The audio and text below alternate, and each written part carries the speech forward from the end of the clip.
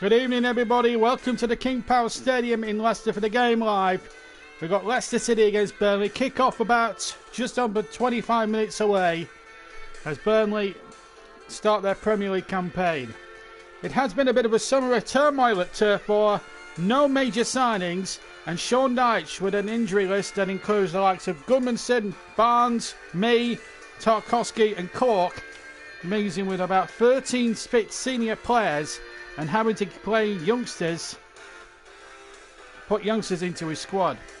By contrast, their opponents tonight, the home team Leicester City.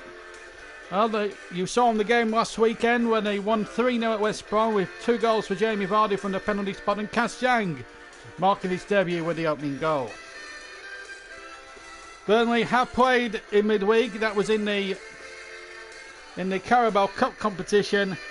They drew 1-1 with Sheffield United before thumping in 5 successful penalties to win 5-4 after penalties after a 1-1 draw again after 90 minutes.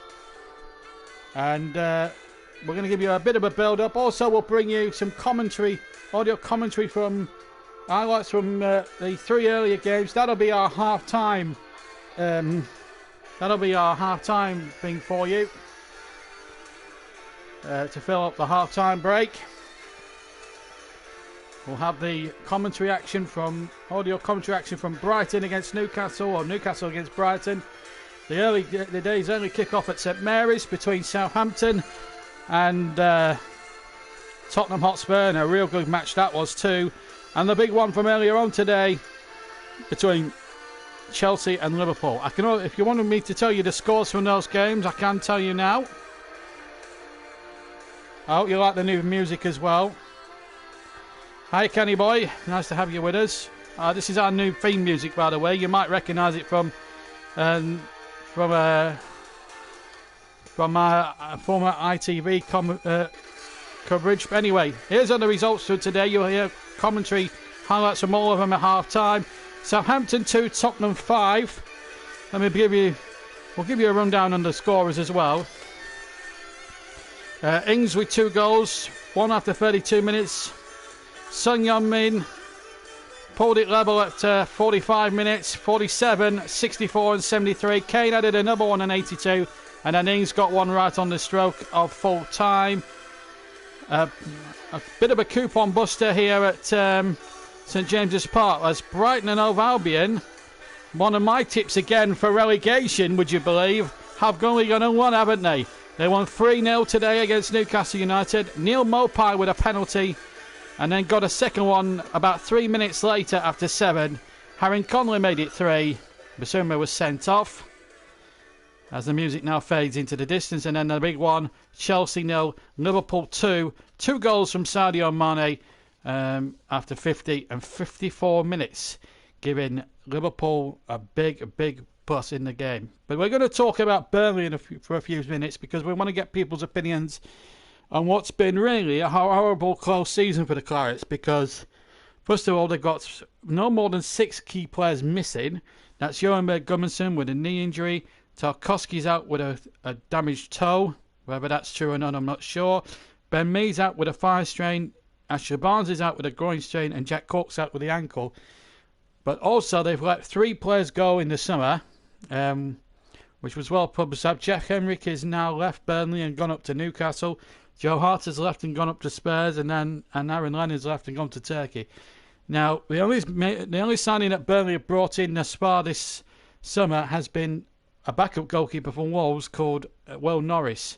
An unknown quantity to me, that is for sure, but it begs the question, are Burnley's board getting a bit... are they being ambitious enough? I don't think they are. I mean, I've made videos about it and things like that, and sat a few rows in front of Mike Garlick, and I hope he can hear me. I don't think he will. He probably just put some earplugs in and just ignore me. But his chairmanship over the summer has been nothing short of disgraceful. There's been rumours about power struggle at the turf. Is Sean Dyche in charge? Is Mike Garlick calling the shots? I mean, apparently, according to some newspaper reports, if they're to be believed. And there's several of them involving Burnley, but they have been linked with outgoings more than they are incomings. But Mike Rigg, the chairman, the chief scout, has exhaustively drawn up a list of players that Sean Dyche has watched. Has had them scouted extensively and exhaustively, and then only for Mike Garlick apparently to turn around and say, well, no, we're not going to give you the money for that. Now, I don't know what's going on with Mike Garlick. And then there's been, in the last week or so, there's been another murmurings in the press. I don't know where this has come from, but apparently there's supposed to be 2 American consortiums in the hunt to buy Burnley. And I'd like to get you guys' views on it, even if you're not a Burnley fan. I want to know where Burnley go from here, because quite honestly, this is going to be a tough ask for them today. I mean, let's be realistic about this. This is a Leicester City. We saw them last week on the game demolish West Bromwich Albion away from home. They're at home tonight against Burnley, a depleted Burnley. Yes, we might have won the Carabao match on Thursday, was it? On penalties, but most of the team that started tonight started again this day. And I do agree with you. I'll be honest with you, Mike, I agree, because when you think about the lack of investment that Mike Garlick has put into the club over the summer, and the warning signs should have been there when the likes of Jeff Henrique and Joe Hart left. There should have been replacements there immediately. Aaron Lennon. There's an injury list. I mean, Chris Wood has just returned from injury. He came off the bench as well. But let me just give you, before we carry on with that, keep bringing your opinions in and keep asking questions. Where do we go from here this year? And ask me questions, because we're about just 17 minutes away from kickoff here at the King Power. Let me give you the 2 lineups. Leicester are going to go 4-1-4-1. I believe, and I've been checking this up on the Premier League, the official Premier League website. So they're going to go with Schmeichel in goal, Casper that is, James Justin, Soichu, Ndidi and Castang, the regular back four. It was the same back four, incidentally, that started against West Bromwich Albion last Sunday. And it's Tielemans, Barnes, Mendy, Pryor and Perez, with Jamie Vardy, the lone striker, up front. As for Burnley, 4-4-2 as you'd expect, with Nick Pope in goals. Bardsley, Long, Dunn and Taylor across the back. Then it's Brady, Brownhill, Westwood and McNeil, Wood and Rodriguez up front. Jimmy Dunn did have a good match. I have to tell you, Chris, nice to have you back with us, Chris, and we're hopefully to have Chris on commentary for some of the for most of the season as well. He'll also be making his Trevor Sports Match of the Day debut as Trevor Tilsley for the regular season on Thursday. He's going to be sharing commentary duties with yours truly. My phone's just gone there. But reminding me that Leicester versus Burnley, they don't need to remind me, really. We already know we're on the air. But the atmosphere is superb. And by the way, before we carry on, if Sean Dyche is interviewed by television before the game, we'll bring that interview to you live. And also, this is not the only channel you'll hear the Dorset tones of me tonight, because after 9 o'clock, when we're finished at the King Power, tune over to Trevor Sports for some Trevor match special. We've got the second international T20 between England and Australia. It's Cricket 19.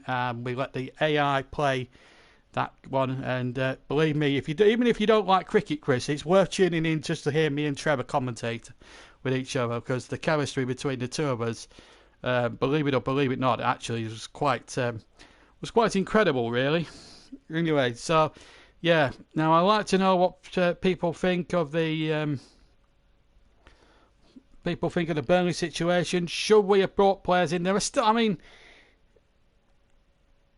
I mean, I'll be honest, we haven't got enough bodies in. As I said, we've brought in Will Norris, a goalkeeper from Wolves, who's never going to get above Pope at the moment. Russ says Burnley could struggle in the bottom half of the table. I think the players who have left are not replaced at the moment. Would you agree? Yep, I would agree with that. I also agree with what Chris has just said there. Garlick needs to sell up. Well, if he's listening, about 3 rows away, I hope he's listening to me, but no doubt Garlick will be so ignorant and so blind to the situation, he won't know anyway. But Anyway, we're going to have the whole match live for you, and you can watch the coverage on BBC if you want. Leicester just missed out on the champ. There we go. Let's turn Lineker off and turn the feed of Lineker off and all that jazz. But yeah, it's gonna be tough tonight, and I hope you guys are going to listen along with my commentary as opposed to the rubbish propaganda BBC stuff. But Sean Dyche, 7 years in charge, he's had a tremendous run, and I think, and I've got to be honest, I think Dyche deserves a lot more backing than he has been over the last few years. It's been tough, but yeah, I think Garlick needs to sell up. I've been banging on that drum now for about 5 years, Chris, and nothing seems to go in and out of deaf ears, to be quite honest with you. But 13 fit players at the moment.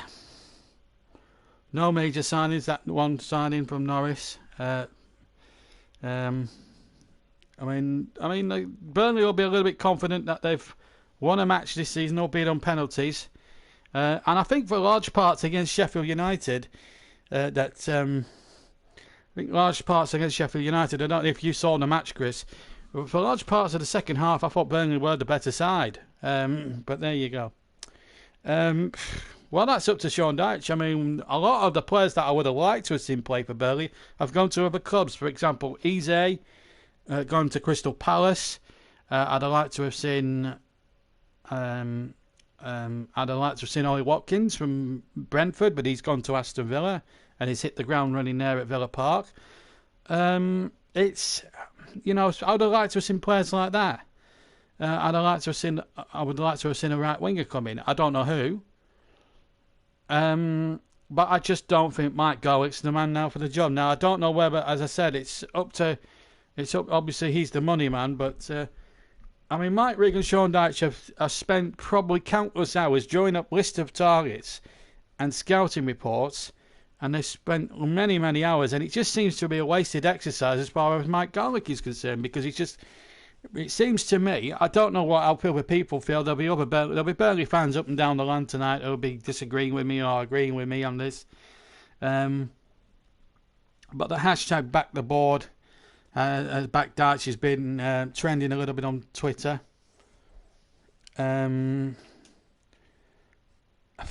I don't think we don't need a goalkeeper, Mike. I think we need another centre back to replace the on loan Gibson. I think we need a right-sided midfielder. I think we could do with a right back as well. I don't think Lawton. I mean, Lawton's got another year older, so too is Bardsley. That's a bit of a worry. I mean, you know what you'll get with Phil Bardsley. He's been very dependable for two or 3 years, but is his time up now? It's getting towards that stage. But a big night really for Kevin Long and Jimmy Dunn. There's no doubt about that tonight. But there is a very big worry in my mind that this could be a really tough night for Burnley. He said that I've predicted some tough nights for Burnley in the past, but you never know. We're going to hear from the two managers now. We're going to start, I think, with Brendan Rodgers in a second or two. In fact, we're going to hear from Sean Dyche now, who's been speaking before the game. Because, you know, we're still missing Barnsley, we're still missing Corky. Tarks has got a toe injury, so he can't play, and Ben Mee, of course. So, you know, we have got these players coming back. We want them fit.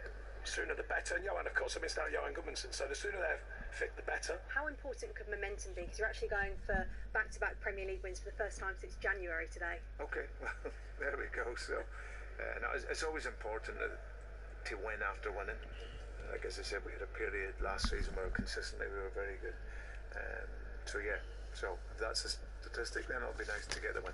I know Brendan is someone you know from your time at Watford. He's been very complimentary of your team this week. What are you expecting from his side? Well, I think they had a strange period after lockdown. You know, to come out, didn't quite get to where they wanted to be. On the other hand, they had a fantastic season overall. So I think he'll be looking for that urgency, that kind of tempo to the performance of his team. We've got to work against that, of course, and try and make sure they don't gain that momentum. But it's not so easy. They're a good side. They've invested in very good players, so definitely be a challenge for us tonight. Yes, that's Sean Dyche there. Over the other voice you heard there, the unmistakable voice of the Leicester City manager, Brendan Rodgers. Burnley have kept 15 Premier League clean sheets last season, but I think it's going to be a tall order without their two first-choice centre-backs at the moment. But Nick Pope has been tremendous, and Burnley have done well in some respects to keep hold of him. Let's see what everyone says. Mike says, this could be the year you possibly go down. Hate to say it, even Leeds have started well and hit the ground running. Well, I think if we can get a couple of players, 3 or 4 players in, then and then get the other injured bodies back, I think we'll be okay. I just think we just need to prioritise. I wouldn't have minded going out the League Cup, quite honestly, on Thursday night. Considering that we've got to go down to Millwall now in midweek. It's not a match I would have wanted us to play in midweek. I'd have liked us to, with the best squad we've got, to have had a week's rest. So I wouldn't have minded too much if Sheffield United had a won on Thursday, in all fairness. But I think there's still worse teams out there, Mike. I think West Ham possibly could go down. I actually had Crystal Palace as one of the 3 relegated teams, and Brighton, but they've proved me wrong in the space of 24 hours. So shows how much I know about teams. But yeah, if we can get 4 or 5 new bodies in, get the players that we've lost through injury back, and get Chris Wood firing on all cylinders, and just stay in the Premier League, I think that would be a great season. And then after that, we can then build on it. But there has been talk in the last week or so about potential 2 American consortiums that wanted to buy the football club. Now, if I was Mike Garlick right now, I'd be thinking, right, let's back the manager. You know, if I'm going to sell up and make these American investors actually invest in the club, shouldn't I be backing the manager? Shouldn't I be being ambitious to get players in that we need? Chris makes the point that we need 5 players to fill out the squad. A pacey striker and a winger are desperately needed. I believe that. 2 midfielders are needed. I think we need a right midfielder as well, Chris, and another centre-back to keep the pressure on. I mean, it's important. I have to say that interesting that Chris Wood and co have come out in the last week and said we need players, because if they're having to start every week, you must put them in a vulnerable position, because there are going to be times when they're going to be out of form and stuff. I mean, we can't keep relying on Chris Wood every season, you know. But I mean, as I say, you look at the injuries. JBG, that's out for he's out with that knee injury. That was I mean, I have to say, at the first, when I was watching the game against Sheffield United the other night, and I have to say the EFL coverage of that, the streaming of that, was poor. Not worth the tenner. My brother and I paid for that. Rubbish cameras, rubbish cameraman, rubbish commentator. I could have done an awful lot better.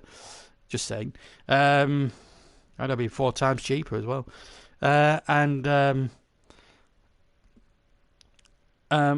first glance, it didn't look, the injury to go, and the challenge didn't look as good as it initially was. But then when you watch it again from another angle, it's actually a horrible challenge. And I think the Sheffield United lad was actually quite fortunate not to have been sent off. That's put Johan Gudmundsson out at least another 6 weeks. And the problem we have there is are we going to just you know, it just wasn't, you know, I just think the referee could have shown on the air of the caution, but never mind. Mike says, going off topic, I've just paid a tenner for the game on Wednesday against Leicester. Was that on the Carabao Cup site? Yeah, it's actually on the Football League site. Yeah, the actual Football League site. And you go onto their streaming page, so I think you might have done it that way. I just hope I hope you get it from several angles and not from a one-angle shoot. It's just, I hate it when you watch it again from just the gantry. It's just painful to watch. I like to watch it from about 20 angles, because I want to see what incidents would look like from other angles and not just the one angle. That is for sure. Burnley incidentally go to Millwall in midweek. It's a game they wouldn't want. Vlad says hello. Hello, Vlad.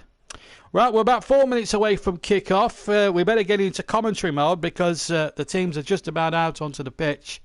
Burnley are just entering the field of play now.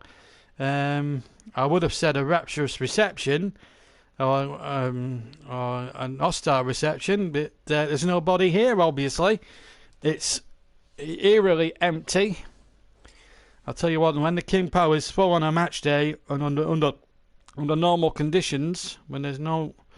This place would be normally buzzing and we'd have the last post played and everything else, but not a bit of it today. It's just as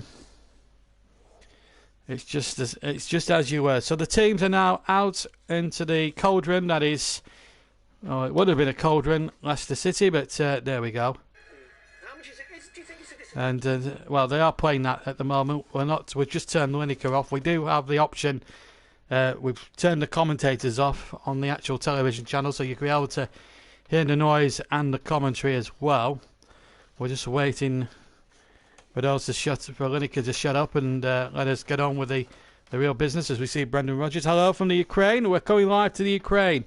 I should tell you it's a worldwide stream as well, and if you haven't subscribed, Vlad, subscribe away. Just a few rules to the newcomers. Please keep your comments clean. No swear words, nothing dirty. We are a family show. Our younger subscribers are 10 and 11 years old, and we like to appeal to everybody of all ages, all creeds, all sexes, and all races as well. Everybody's life matters, of course. Right, let's... Well, we still haven't... Well, let's give you the two teams in just a second. That's it. Let's turn the BBC commentator off. We haven't managed to turn that off at the moment, but it's supposed to be no commentary, but that's a fraudulent slip. But we'll give you the two teams in just a second or two. In a second, as the Burnley side is going up on my monitor, but we've got notes, so we'll be able to give you that team in just a second or two. Hopefully we'll be able to get them.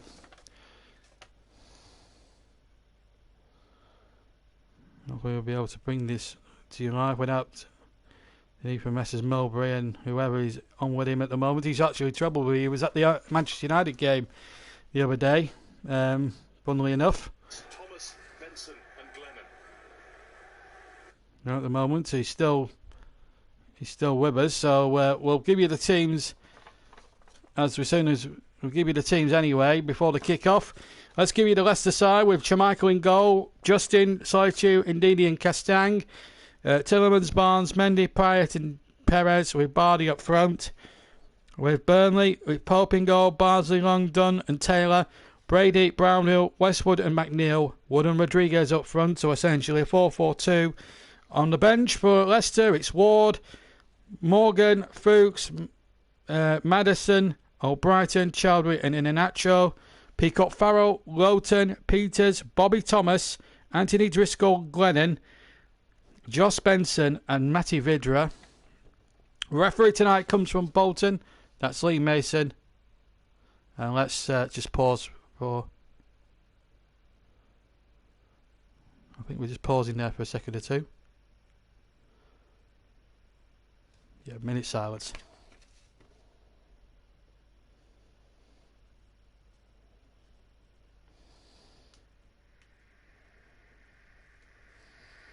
And away we go.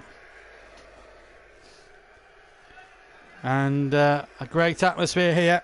Ayatollah of a rock and roller, please don't. No comments like that.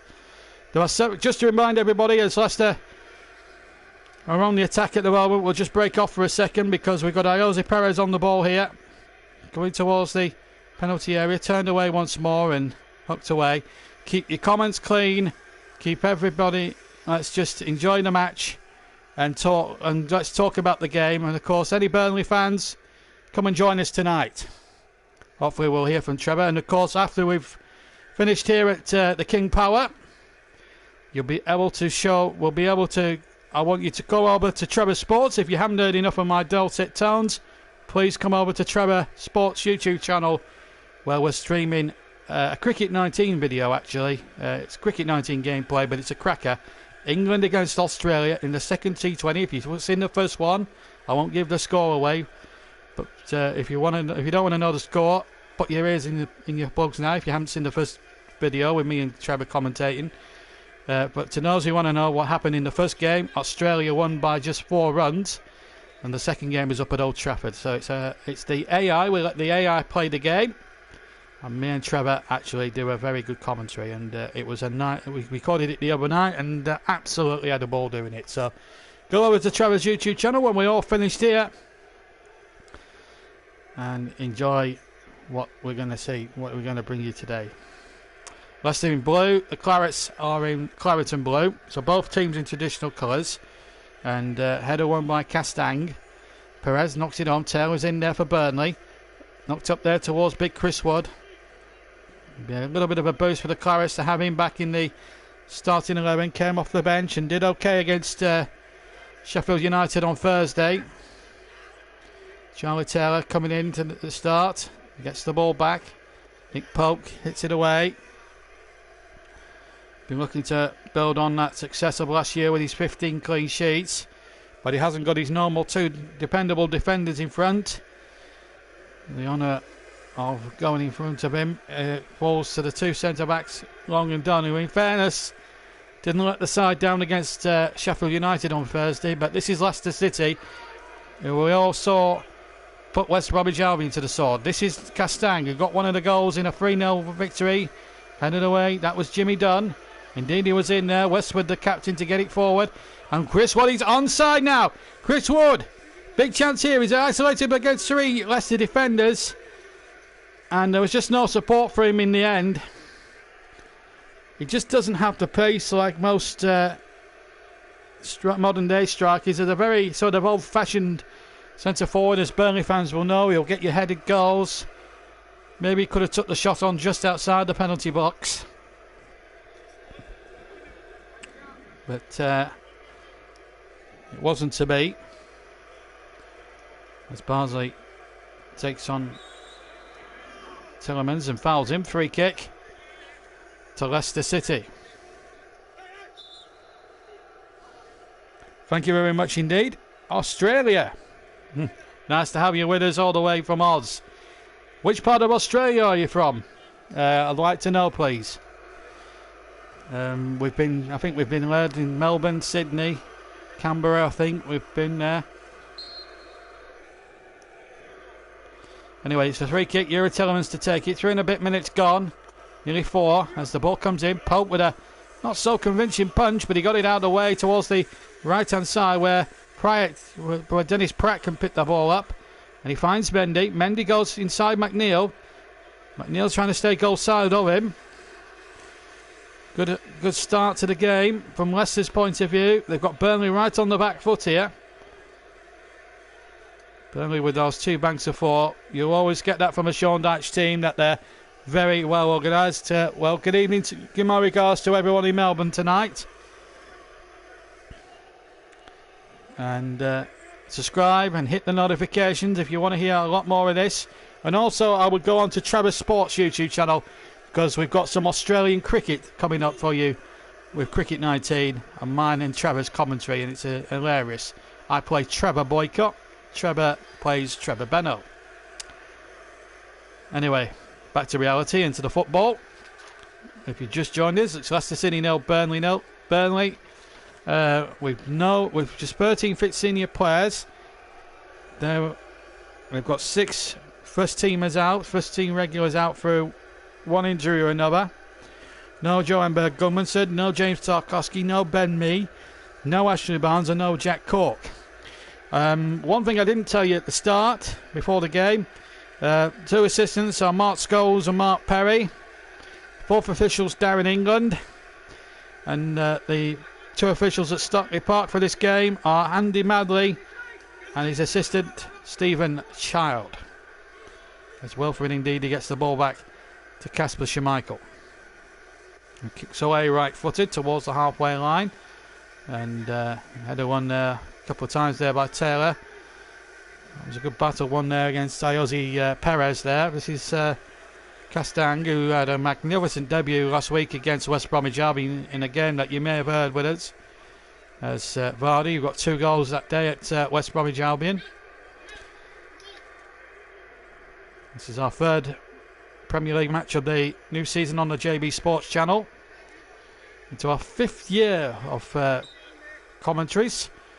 We'll be bringing you commentaries from about 4 or 5 different competitions this year, including Nations League, internationals, including the international stage. We'll have the Nations League. England Wales will have for you live as well, fouled by Vardy. Free kick Burnley, Lee Mason from Bolton, the referee. We'll have England against Wales in that friendly, of course, at Wembley, of course, later on in the year. And also we'll have some Carabao Cup commentaries, FA Cup in January. Always a great time of the year when the FA Cup comes into being in January. Premier League, and not to mention the European Championships. Hopefully will be played next summer. And they're going to be played all around Europe. And myself and a crack commentary team. Oh, that's just a way in. There's a Jay Rodriguez going in very hard there. Lee Mason's got the card out, and it's yellow. Oof. On another day, that could have been a red. Let's have a look at it again. It's Justin. He's there. 1-footed. He's lucky there, Jay Rodriguez. Could have been 2-footed. I think that might have been a red one. Burnley can ill afford to lose players at this at the start of the season, already down to 13 available first team regulars. 6 out for injury. 3 have already left on free transfers. 1 being a goalkeeper, Joe Hart, and 2 being Aaron Lennon and Jeff Emerick, who was a real Mr. Dependable, and I think was very much an unsung hero last season. We've had 8 minutes gone. Burnley have a free kick on the far side of the field, and it's going to be Phil Barsley to take it. No real opportunities this far. There was half a chance for Chris Wood. Confirmation of Jay Rodriguez's booking. Jay Rod, as he's known to Burnley fans and players alike and teammates alike. Burnley born and bred. Jay Rodriguez, his father Kiko is still a Burnley resident and eats in the local Enzo's Pizza Shop. So if anyone's listening in from Enzo's, I'll give a big shout out to you as well. Of course, they lost Enzo in June.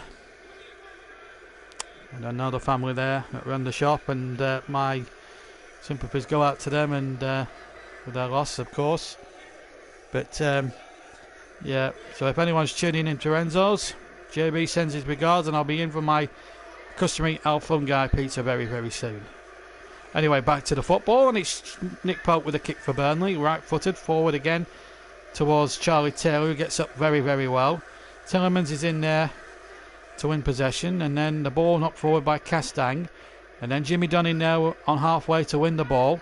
Brownhill has it there, just crowded out a little bit now. Dwight McNeil still running at all comers here. Dwight McNeil has been the subject of some transfer speculation. James Tarkowski has been subjected to bids from West Ham as the ball comes in from Taylor towards a chance here for Burnley. They've scored!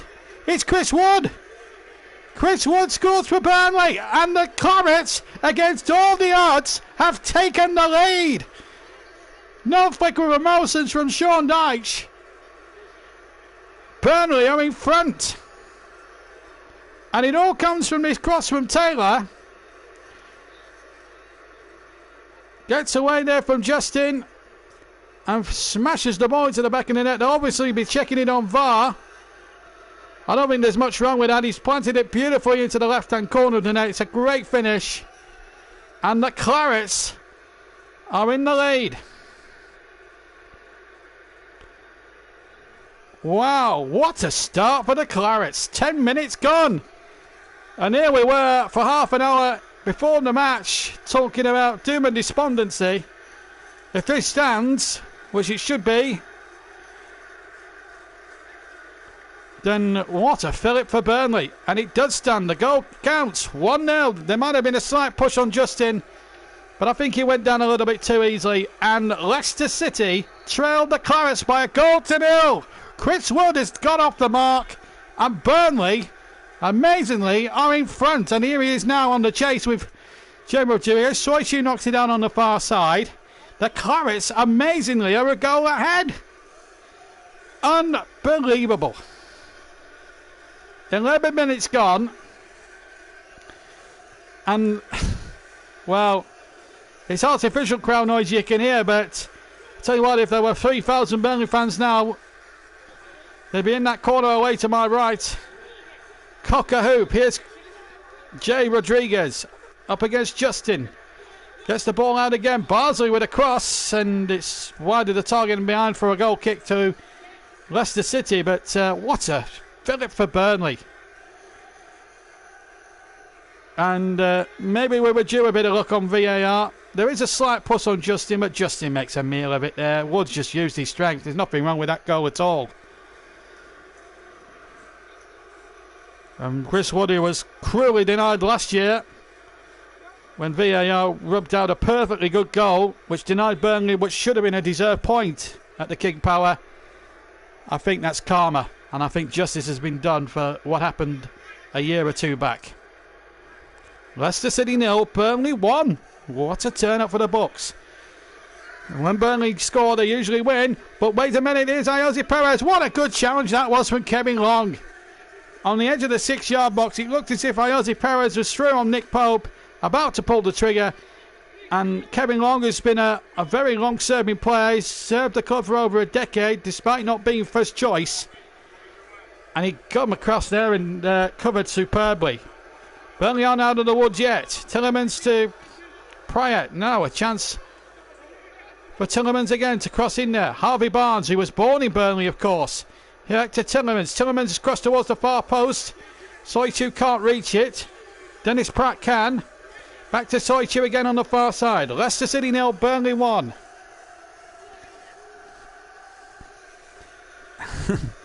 I'm on coffee. I'm strictly on coffee, Chris. I have to say, he played well on Thursday, by the way. He played really well on Thursday. I thought him and Jimmy Dunn, actually, in the second half at times when Sheffield United cranked up the pressure after Burnley had equalised. Absolutely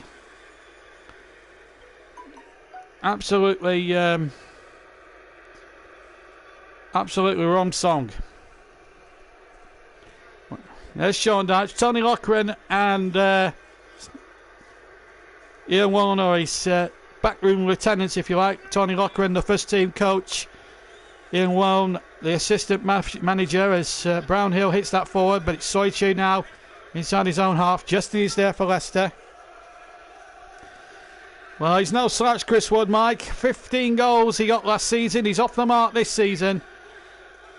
I'll tell you what, if Burnley were to win here today, they've got Southampton next on Saturday night. That's an 8 o'clock kick-off, and that's another match I can announce to you now that you'll be able to see on the JB Sports YouTube channel. Now, we've got an injury here, and let's hope this is not serious. So, Mike McNeil is the man down, and he's at one with Canilla for to lose. This is what happened. Indeed, he involved. Let's just hope it's not as serious as it first looks, and hopefully Alistair Beattie can do the magic and get him back up and running again.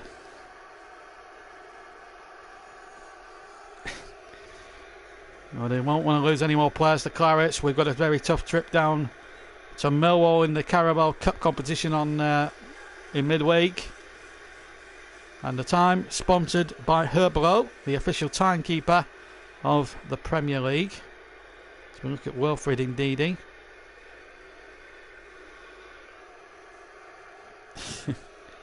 When's he ever killed? You don't want to listen to him. Listen to me, Chris. Come on. I implore you. We'll have you back in the commentary box in a couple of weeks.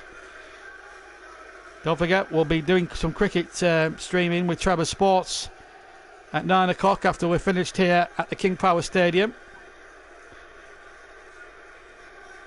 We'll be on the air till 5 to 9 this evening. Burnley, the news at the moment, if you're just joining us, if you're a Claret, is good. Dwight McNeil also, the good news, I'll just continue the good news while we've still got it at the moment. I can tell you that Dwight McNeil at the moment, he's up and running and he's okay. But it's Burnley in front. Here's Wilfred Ndidi now for Leicester inside his own half. Plays it to Soichu towards the far side a little bit. Still midway inside the Leicester half. Yep. Calm manure.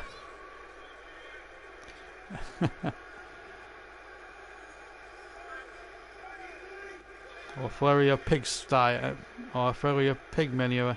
Yeah. Or groundswell, that's the one. Anyway, here comes Leicester City. Looking to hit back now with an potential equaliser with Harvey Barnes. Dennis Pratt is over on the near side, right hand side. He gets the crossing towards the back post. And a sensible header away for a corner there by Phil Bardsley. Good position. Knew that there was a defender behind him. And just nodded it past the far left hand post for a Leicester City corner. Arsenal on good song. Tough trip to Liverpool next week for the Gunners. Liverpool winning 2-0 at Chelsea in the big game this afternoon. Also wins for Brighton and for Tottenham as the ball comes into the penalty area again. Phil Bardsley there first. Actually started the game very well, the right back.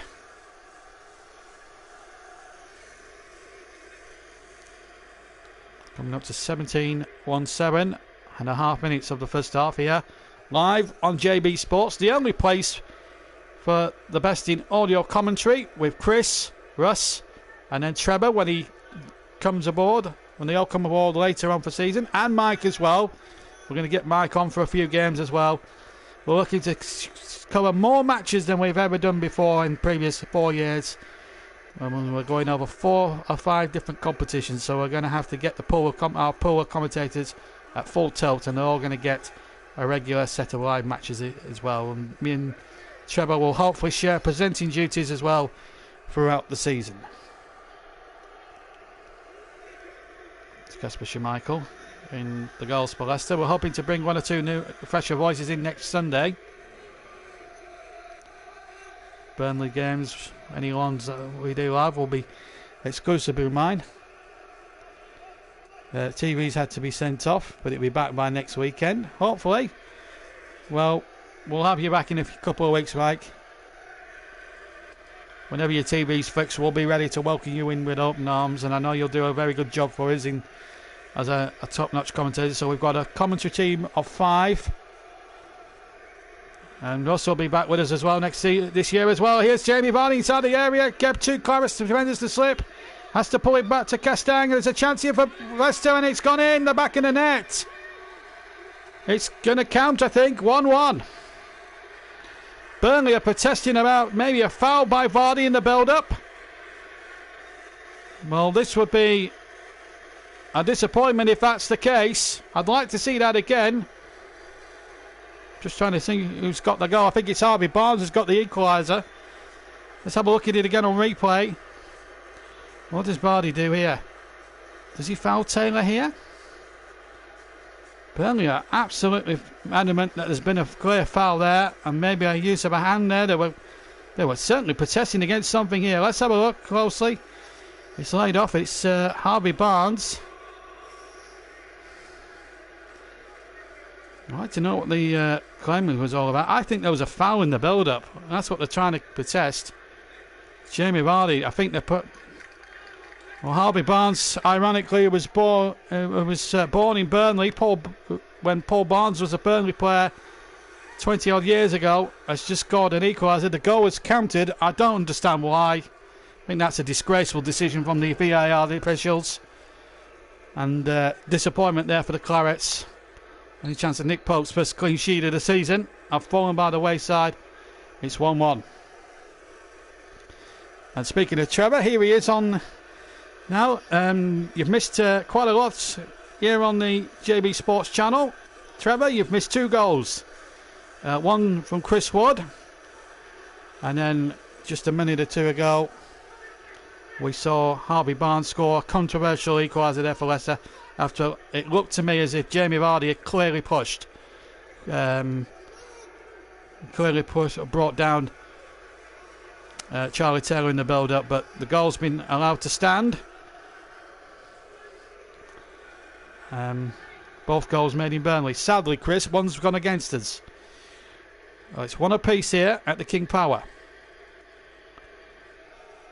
And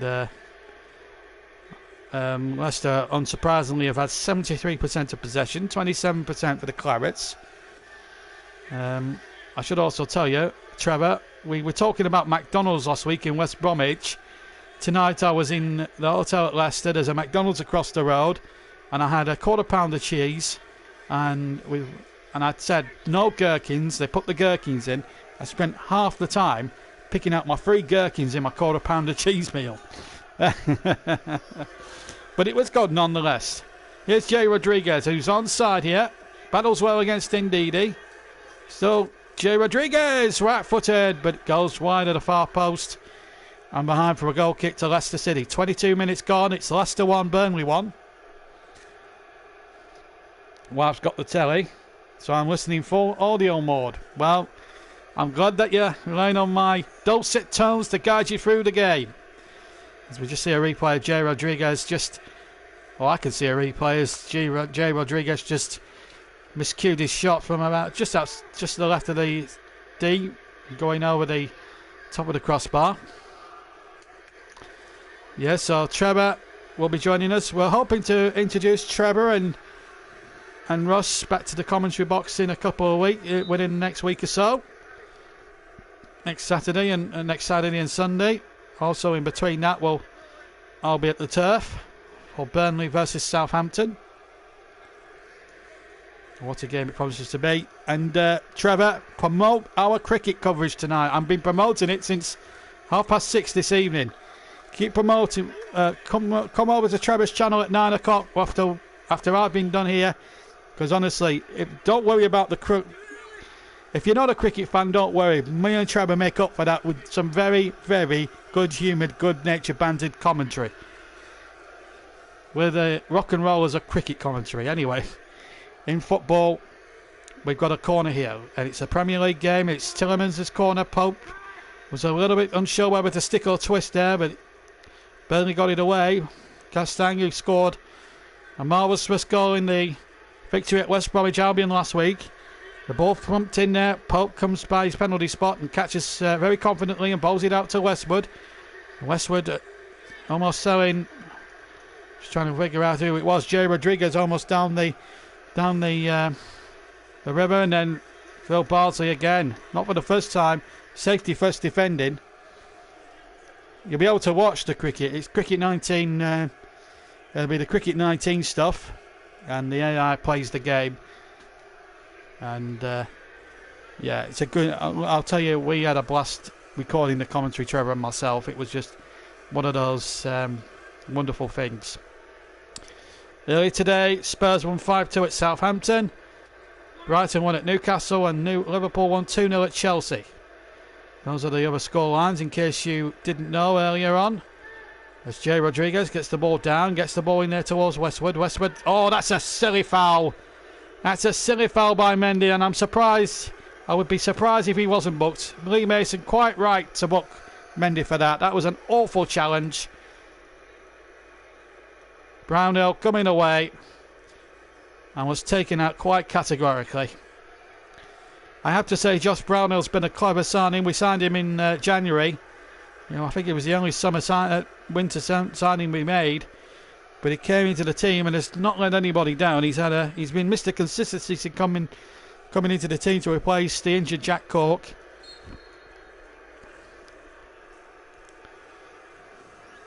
No, we can't do Richard Keys and Gray. That's just not our style, is it, Trevor? We're a very tasteful sort of banter. Me and Trevor do commentary in the best possible taste. Anyway, touch of the Kenny Emirates there. The best possible taste. Anyway, back to the game. Here's Charlie Taylor now for Burnley. Gets the ball forward down the left-hand channel. Indeed, he was half a header away. Still on the left-hand side here with Brady. Brady wins the throw-in. Or rather, Jay Rodriguez wins the throw-in. 25 minutes, almost 26 minutes gone at the King Power here in good old Leicestershire. I bet Mr. Lineker will be a little cheesed off he can't come to the ground tonight to present. Watching the BBC feed as I was talking to you earlier, we had it turned down, of course. And I'm sure he'll been speaking highly of his Leicester City troops, but the sad thing is Shearer's on punditry duty, so that's not great. Harry Plays, hello to you, Harry. If you haven't subscribed, any new subscribers, hit that subscription button and hit the notifications as well. Always good to hit the notification bell, then you know when we're going to be popping up next. And also Harry, also go on to Trevor's channel later and hit and subscribe for his channel as well. Don't forget, we will keep on publicising the cricket game on Trevor Sports, the T20 game, because honestly it's an event you wouldn't want to miss. Plenty of laughs, plenty of thrills and spells. The thrills of Cricket 19 T20 style is something that you wouldn't want to miss, as the shot goes over the top from Harvey Barnes and a goal kick to Burnley. 1-1 is the score, in case you just joined us here at the King Power. Last night we gave you an absolute value for money commentary from Old Trafford, as there might have been offside possibly against Iosi Perez. That's what it was. That's what they were complaining about, Burnley. I've just figured it out. Didn't see it initially. But it turns out that maybe Perez was in an offside position. VAR did check it. Said it was okay. VAR referee, incidentally, is Andy Madley. Referee is Louis Mason from Bolton. You see, us YouTubers, we all have to stick together in these tough times. Here's Harvey Barnes now, picks the ball up midway inside the half. Now here's a chance for Perez. 3 on that side, but what a great block that was from Charlie Taylor. This is what Burnley's defence is all about. Charging down shots and getting blocks in. Putting your body on the line. That's what Burnley are famed for under Sean Dyche. And once again, Charlie Taylor putting his body in where it hurts, but getting back up again. Strong-minded players of Burnley. There's Dennis Pratt. Pulled the ball back. Harvey Barnes again was lurking on the edge of the penalty area to wind up another shot. The ball hit towards Wood. He was caught offside quite a number of times in the Premier League last season. Actually, no, I watched every Burnley match. Here's Wilfred, indeed. Oh, Robert Mendy, sorry. James Justin. Now Mendy. Tillmans gets it inside the centre circle on halfway. It's about a 30-odd yard ball to Castang on the right-hand side, crossing towards the penalty area, but it comes away. And Westwood can get it away. Finds Dwight McNeil, who's been Burnley's biggest export through the youth system since actually Jay Rodriguez some 10 years before that. He's had a good couple of years bursting onto the scene. Burnley, when they reintroduced him, they introduced him at the start of the 2018-19 season, then left him out for several games. And then what happened was they were having a bad time. You may remember that ill-fated game. There's a good match on if you're going to watch BBC iPlayer tomorrow night. #United are in action against Soham. That should be a good game. There's Wolves Manchester City as well, and then before that there's going to be a game between I think it's Aston Villa and Sheffield United, the other Premier League game. But that #game looks a good game on paper. I might just give that a little watch tomorrow. Anyway, back to tonight, and here's Charlie Taylor into the penalty area, cross back. Big opportunity here for Burnley. Good shot by Brady with the right foot, but straight into the arms of Kasper Schmeichel. Robbie Brady back from a long injury layoff. He needs a good run in the side here, Robbie Brady, and that's a foul, and a silly foul at that. James Justin in the book, possibly. Brady, who actually suffered a bad injury here 3 years ago in a 1-0 defeat for Burnley. And in fact, he was going very, very well in the side at the time. Lost his place, and has found it difficult. He's had a few injury, has had a couple of stop-start years with injury, and since the emergence of Dwight McNeil into the team, he's found it hard to get a place back in the side. But he's got his place back, and he looks to try and keep that on merit. He's filling in on that right-hand side now that Johan Berg Gudmundsson's out of the frame for at least 6 weeks with that knee injury. But Burnley have a free kick through Leicester's own stupidity, and it's prodded in there by Bardsley. Jimmy Dunn getting a good header at the far post there, but Leicester had enough blue shirts back there. Here's Brady again, or rather Westwood gets the ball into the penalty area. Dunn again, staying forward, gets a very useful header in, and there's a little bit of pushing and shoving, and Leicester get the free kick by the penalty spot. 31.5 minutes gone here at the King Power. It's Leicester City 1, Burnley 1. Chris Wood with the opening goal for Burnley. Cancelled out in the 20th minute by Harvey Barnes, although there may have been a suspicion possibly of offside as well in the build-up, but the goal was given, and it's 1-1. Here's Dennis Pratt on the far side, Justin again. Left-hand side gets the crossing, half deflects away by first of all Dunn, and then Bardsley. He's had a good game thus far, Phil Bardsley. One man who's able really to put his body on the line. A good header away again by Jimmy Dunn, but it's straight to Harvey Barnes. Now Justin again on the left-hand side. Leicester laying siege to the goal. Perez. And in comes the Burnley defender to get it away. I think it might have been Kevin Long there who got a foot in. Despite the concession of a goal, Burnley really have defended very well. But there will be some questions asked if you tune into the start of the broadcast as we see an opportunity there. Good save by Nick Pope, and then Charlie Taylor nodding it out for a corner. Good save initially there by Nick Pope, who should really be on current form England's #1 goalkeeper. It was Harvey Barnes again, I think, with the shot. Having plenty to say for himself in this match thus far. I think he came through the academy, Russ, I think. I mean, if he gets a run of games and Brady's broken down again, and this would be a huge blow if he was to leave.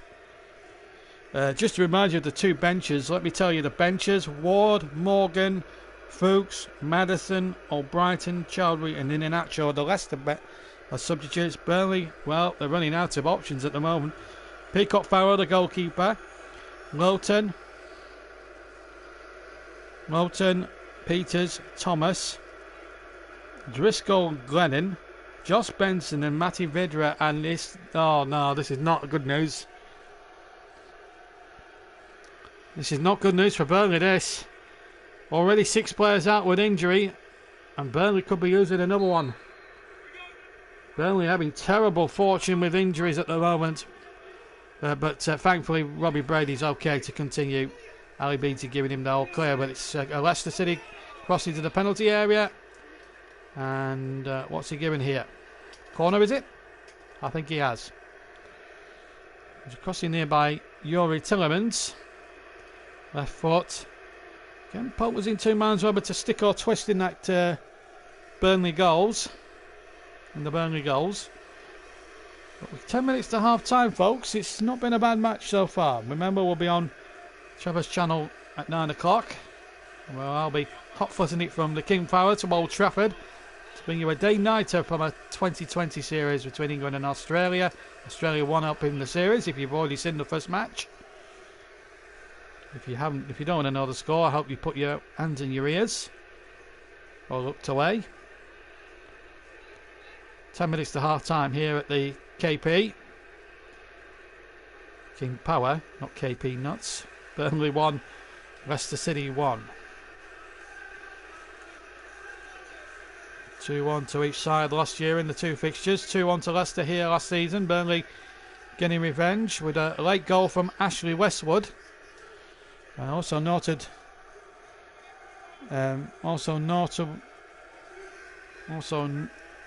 for a brilliant save from Jamie Vardy by Nick Pope, you may remember. At the moment, it's a completely undramatic match. What, this or the cricket, Trev? Anyway, it's 1-1 here. I think it's a good game. Yesterday we saw Crystal Palace shock the world, and shock me in particular, because I've backed them to go down this season. And they've got the cricket. Yes, I am a lad of heart, Trevor. I might be 37, but I still feel like I'm 17 at heart, really.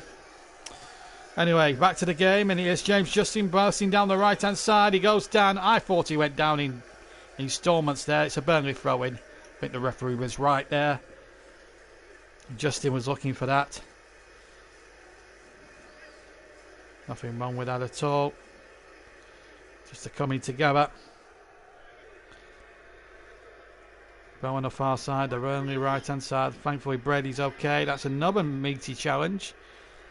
Quite a number of those during the game. We've had 2 yellow cards thus far. Sean Dyche wonders where all these meaty challenges are coming from. And Burnley get a lot of unfair stick for the way they play the game. But opposition can mix it as well as Burnley. Let's not forget that. They're just as bad. The ball's played out towards the far side. And again, Phil Bardsley, good positional sense. And then Brady completes the clearance, gets it up towards Jay Rodriguez. That was good, sensible defending, but then Jay Rodriguez has lost it. And Justin has possession. Finds Harvey Barnes, who's been a constant menace. Now Dennis Pratt. Vardy's in the middle, but it comes off Westwood, the standing Burnley skipper, for a corner for Leicester City. 37.5 minutes gone. 37.5 minutes gone. And another corner. This is, I think they make it now their 7th corner of the match thus far. Burnley have yet to have a corner. But they do have a goal, but so do Leicester. It's 1-1 as the corner comes in there towards Soichu. It was hustled out of it again. Chance here for Bendy to get across in from the right-hand side. Comes to Barnes on the edge of the penalty. Comes to Tillemans rather on the edge of the area. Finds Harvey Barnes. Barnes in there towards Vardy. Not the tallest of men, Jamie Vardy, so he couldn't get his head on that. Just a bit too high for him. That cross from Harvey Barnes. Now Castang, who's had a bit more of a quieter game than he did at West Brom last week. Very impressive, I thought, at the Hawthorns, but thus far, hasn't had things all his own way. Here's Iosi Perez in towards Vardy now. He's got a bit of space, and it's a chance here for Dennis Pratt to get a cross in there. It's a low one, and what a good bit of defending again. Phil Bardsley, once again, good positional sense. Knew Harvey Barnes was shooting in there, and got in front of him and turned it behind for a corner. He's probably been Burnley's man in the match thus far here, Phil Bardsley. And I don't think he deserves any stick from anybody here, because I might have given him stick in the past, but here he's putting in a real shift. And we're going to see a substitution. This does not look good. Robbie Brady is out of the match, and Eric Peters, who's not one of my favourites, I'm afraid, is coming off, so we're going to be a bit more slower on that right-hand side. This is not good news. We lost Johanberg Gudmundsson to a nasty challenge last week. In midweek, now we've lost Brady again. So that's 7 on the casualty list now. We had 6 before. It's not looking good at the moment. But there's a good catch from Pope from the Tillemans' corner. So Robbie Brady out for an injury. Let's hope it's not a precautionary measure. But Ali Beat is my villain at the moment. He's always the bearer of bad news when a Burnley player picks up a slight knock. There's a king in tunnel camera there. Brady being led down by one of the medical staff. I just hope it's not as serious as it looks. Oh, the one thing we didn't want to happen. We've got Millwall coming up in midweek in a game that really we could have done without. Well, you need to hit that notification bell. That's what you need to do, Panini. Nice to have you with us, and you can be, now you're automatically our VAR man again. Now you're with us. Here's McNeil. That's right, McNeil now. If there's a positive to take out of all this, surely that's got to force Mike Garlick's hand now to get money in the pocket, dig some money out of his pocket and get some new blood in, because quite frankly this is turning into a nightmare start for Burnley. 1-1, but they lost Goodmunson during the week. Now, what's going in there with Schmeichel? Nothing wrong with that challenge. Schmeichel got away with it there. We're going to take a 5-minute break, and then we'll bring you up to speed with commentary as well.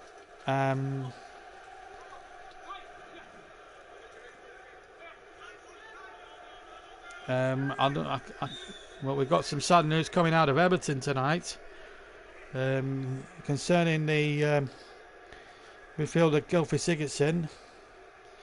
To his brother-in-law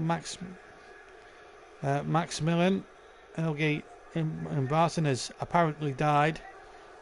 I don't know if they're unconfirmed reports, but that is really sad news if that's true. And our thoughts obviously go out to Johan Gylfi Sigurdsson's family. As we see a familiar face in the director's box, the new Leicester City women's manager, Emil Heskey. There's a foul there, I think, by Jimmy Dunn. Free kick to Leicester.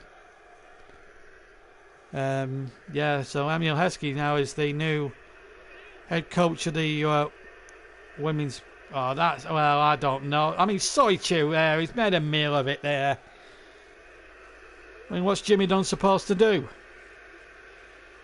I wish referees would just err on the side of the attacking side. I mean, you're going to give free kicks for that. You're going to get 30 a game. I'm sorry, but Soichu bought that decision. And again, we have another shot of Emil Heskey. One more Leicester City player, obviously. Won the League Cup a couple of times in '97 and year 2000. Went on to have some very good success at Liverpool, winning the treble in 2001. And they won that League Cup, FA Cup and UEFA Cup as it was known then. Treble, of course.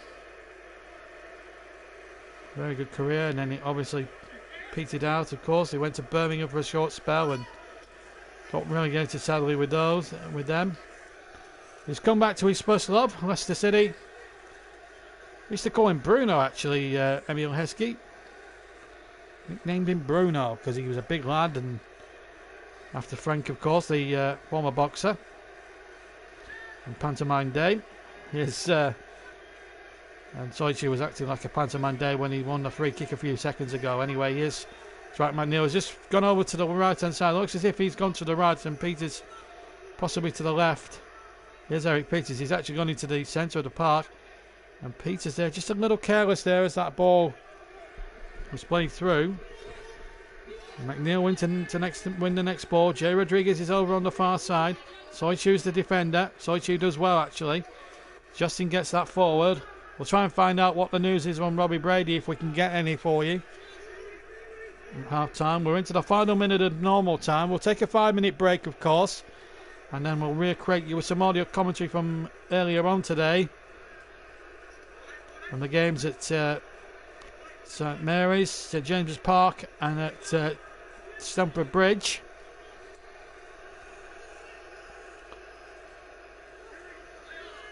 There's Tillemans now for Leicester City. 1-1 is the score. Last 30 seconds of normal time. Then it'll be down to the fourth official, Darren England, to let us know how long we're going to have a bit further. As Harvey Barnes gets possession in towards Justin. The ball comes out again. A big chance here for Leicester. Shot comes in from Tillemans, right-footed. And that's straight into the arms of Nick Pope. Chris is a message saying that it might be a rib problem. Let's just hope it's nothing serious. I mean, we can only afford a 6th injury. We've got 5 on the casualty list. Can't afford a 6th one on long-term casualty list. And this now really should enforce the need for Mike Garlick now to really dig deep and get the players that Sean Dyche really needs now. There's 2 weeks of the summer window left. If you can call it that now. It's summer stroke autumn. Oh, mistake there. Almost there by, I think it was Peters there. It's not the first time Eric Peters has made any mistakes, is it? Could have cost Burnley there.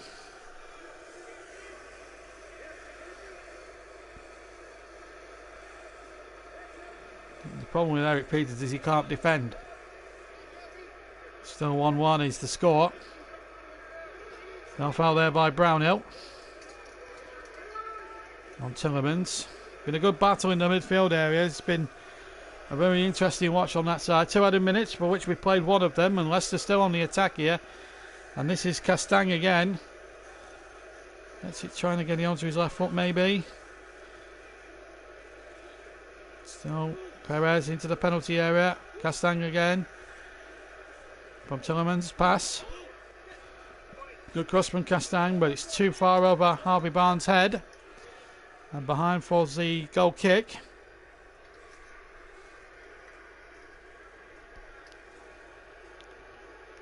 "30 seconds of the stoppage time to go here live on the game. JB Sports.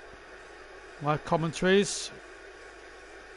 Later on in this month we'll be bringing some new face and three familiar ones before into the commentary box. We're going to have Trevor we're going to have Trevor in the commentary box for the first time, and on presenting duty, and also we're going to have Russ back. We're going to have Mike back, and we're going to have Chris, of course, back as the whistle goes for half time.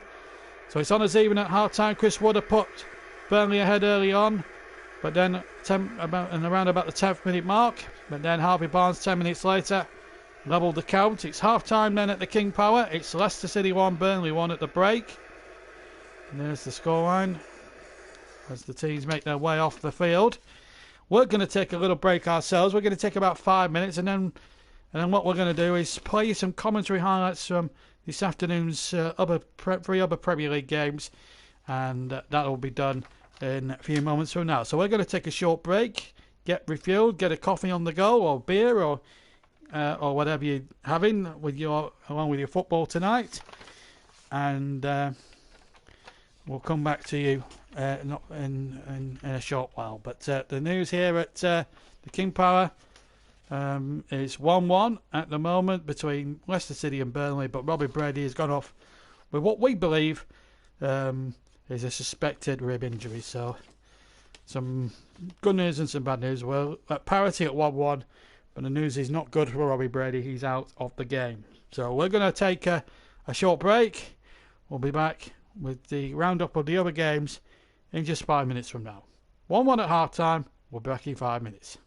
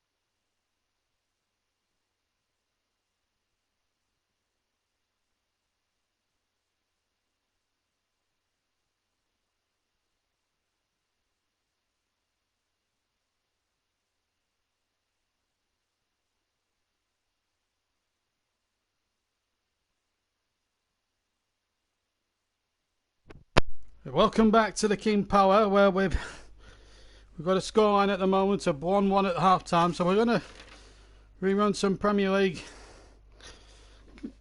audio from earlier on today, and we're going to start. Right, we'll start with We'll start it in chronological order. We'll start with the game at Southampton the other day, at the start of the day, and that was between Southampton and Tottenham Hotspur, and a 7-goal thriller. We've had plenty of those this weekend. We had 2 yesterday. We had another one this afternoon. Here it is now with your commentator, Jim Proudfoot.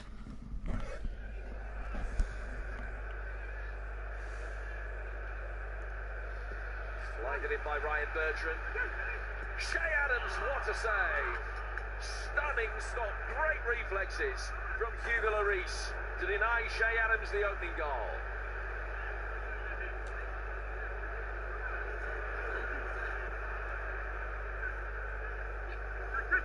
Ings on, brilliantly taken. That is what Danny Ings is all about. The angle was tight. Only a slight opportunity for him, but he's taken it with aplomb. A lovely turn, getting the better of Ward-Prowse and being able to release Harry Kane. First time ball in from him. McCarthy decided not to go. Son, 1-1. Brilliantly taken equaliser. Tottenham's first shot of the afternoon past Alex McCarthy. And we'll go in at half-time, dead level at 1-1. Well, what about that? What about that?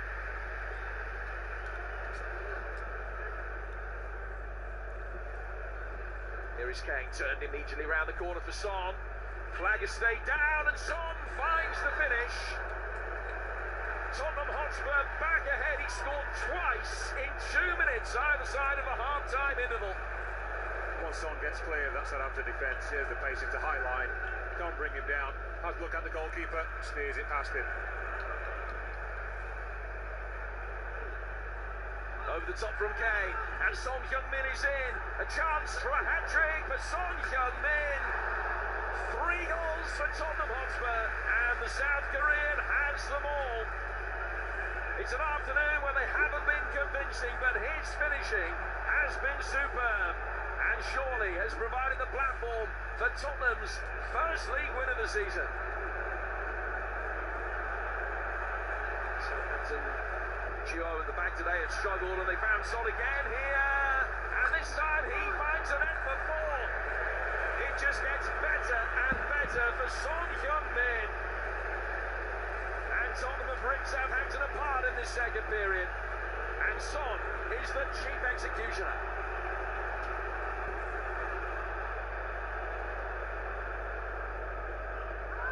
That's an excellent pass though for Eric Lamela, and McCarthy got enough of a hand on it to help it over the post. Kane does the rest. A goal to add to his 4 assists, and Spurs have 5.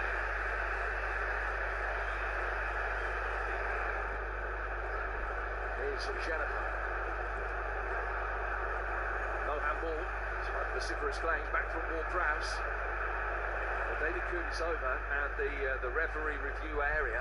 Off the foot of Harry Winks, is it? Yeah. Onto Doherty's arm. What are they? A yard away. Please. And the penalty has been given. Got something on it, but nothing that he could do to prevent the powerful shot from Danny Ings going in. That was a great victory there for Southampton, for Tottenham. 5-2 they won today. Right, let's go to, where do we go next? Well, we'll go to Brighton. They were playing at Newcastle United. We'll just do that in a second or two. We're just waiting for the teams to come back out at the King Power. As soon as we do that, we'll cut to the chase and do that. At the moment, they're still doing analysis at the moment, so we'll keep going with that at the moment. It's still 1-1. They're just interviewing Emil Heskey at the moment, so we'll keep going with that. We'll keep our eyes peeled on that one, and as soon as we get any views on that, we'll let you know. So as I said, Brighton were away to Newcastle today. It turned out to be a bit of a coupon buster. As it turned out, here's all the action now in just a second.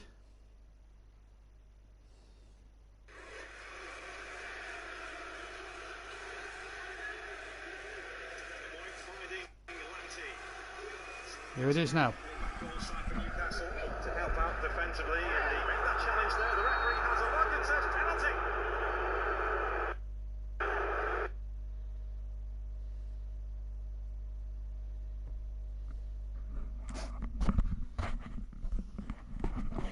Well, I'm afraid we've lost the sound from Brighton, so I've apologies for that. We won't be able to bring you anything from Brighton at the moment. We're having one or two technical issues from that one, bringing you audio from that one, so I think we'll knock that one on the head and just get back to the big game here at Liverpool won 2-0 in the other game, incidentally.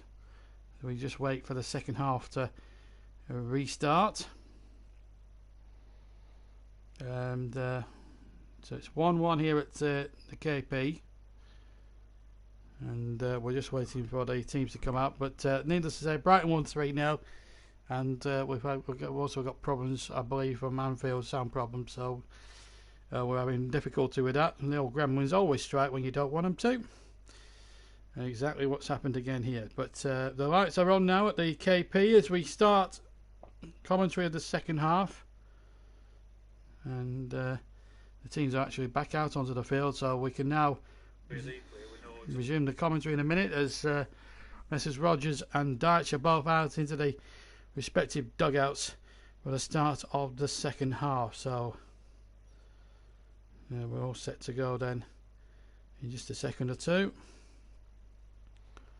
We're about ready to go. And there's Harvey Barnes who scored one of the goals. Thanks, Gary. And we're all set to go then in this second half. And Sean Dyche there just giving it plenty before the start. Now we've got the sound. It's Leicester City to get us restarted in this second period, and away we go. Leicester now attacking the goal to our left. 1-1. Just the one change. Eric Peters came on in the first half to replace Robbie Brady, who I believe has an injured hip.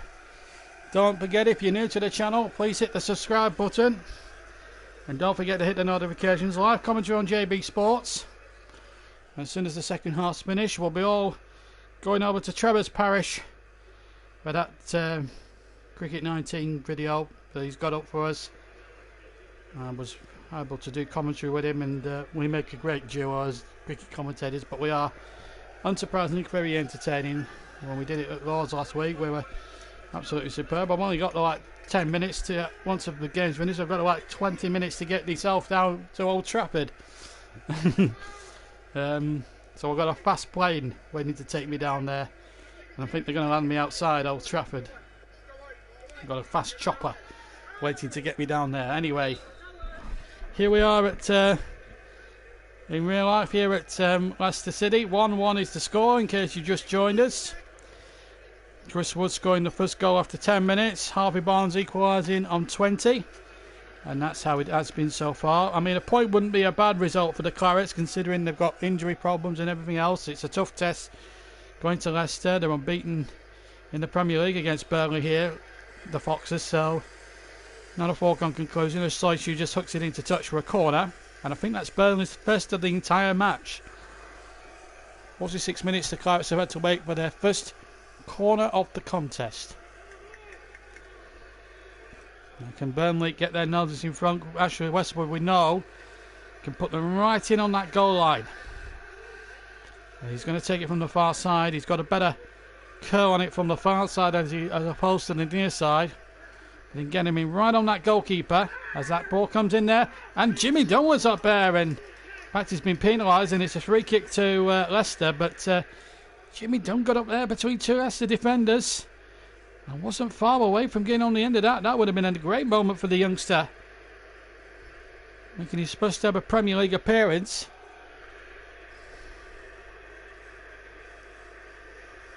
Then we have two of their lots of substitutions left. Seren on the bench. We can play at any one time. That was a poor kick away by Schmeichel, straight out of play, midway inside his own half. Which has presented Burnley actually quite a useful opportunity. But Leicester, however, have got men back. Barnsley plays it in there to Rodriguez, who just lazily loses possession. Really a potential opportunity there wasted. Now the ball, so Leicester have got a throw in. They've played it back to Schmeichel. Now the ball's over on the far side. Castang wins it. Mendy hits it forward, looking to the run of Harvey Barnes, and he's been fouled there. The young Englishman, born in Burnley, of course. Father Paul used to be a Burnley player in the olden days when we used to be a third-tier side. 25 years ago now, or something like that. Came to prominence his dad at Hull, not at Hull, at York. Came to prominence when he scored 2 goals to knock Manchester United, who were then going for a double. Who actually in the season, 1995 was the day. Old Trafford, York won 3-0. Barnes got a couple, and United, well, they sort of recovered after that. They only went on to do the double, didn't they? Corner comes in from Tillemans. Headed away. Harvey Barnes, though, has done very better in his career progression. Now a regular Premier League starter. I don't think his father never got a first team appearance. I think the highest he ever played was the Championship, I think, in his career. But a deadly striker, his father in his lower league. And Harvey Barnes has certainly surpassed anything that his dad achieved. But he was a cult hero at Burnley for a good 2 or 3 years. Yes, James Justin on the ball now for Leicester. We've had nearly 4.5 minutes of the second half. Still one apiece. Wood after 10 minutes for Burnley. Harvey Barnes after 20 for Leicester. One apiece. Here's James Justin again up against McNeil. Looks like McNeil's gone to the right in this second half. Tillemans now trying to play the ball through, and that's a good ball. Peters was left wanting and a deflection. And a cruel deflection takes it into the back of the net. And again, Eric Peters was all over the place on the far side. That was brainless defending from Peters. And it's cost Burnley a goal. Leicester take the lead for the first time. And you've got to put that one down. So firstly, a cruel deflection, but poor defending before that from Eric Peters. Here it is again. Justin keeps possession well. Tillemans with a nice ball through, but there is where Peters gets caught square. In fact, it's an own goal by Peters. That is pathetic defending on 2 fronts. I obviously say cruel deflection, but that's just brainless from Eric Peters. What is he doing? Firstly, it should be tighter to the marker, and secondly, that is just a lame excuse of an own goal. If it says an own goal, then it's one of the most pathetic own goals. It's just so lazy from Eric Peters. Poor. Absolutely poor. Not good enough by half, Eric Peters. Absolutely not good enough. And he has scored an own goal. Well, that is frustrating.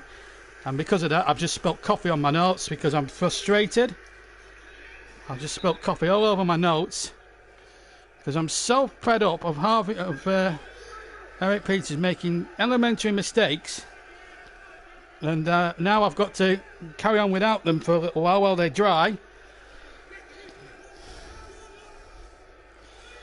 And I'm going to make sure my laptop doesn't get fried as well. But at the moment, it's not looking good for Burnley. 2-1 down, and it's thanks to Eric Peters' undoubted stupidity that Burnley are in this mess. And it really boggles the mind why we pay him a wage, quite honestly. The man's not good enough. We should have tried to keep hold of Henrik and get rid of Peters. the man should not be allowed a living wage. I'm not surprised, Russ. I thought it might be a Peters own goal. I really did honestly think that. And because of that, I've banged my fist on the commentary desk and I've covered my notes and nearly a little bit of my laptop in coffee stains. Hopefully I can still read the notes. I'm going to get them back on again. But Burnley have responded. But Peters, that's just brainless. Absolutely brainless from Eric Peters.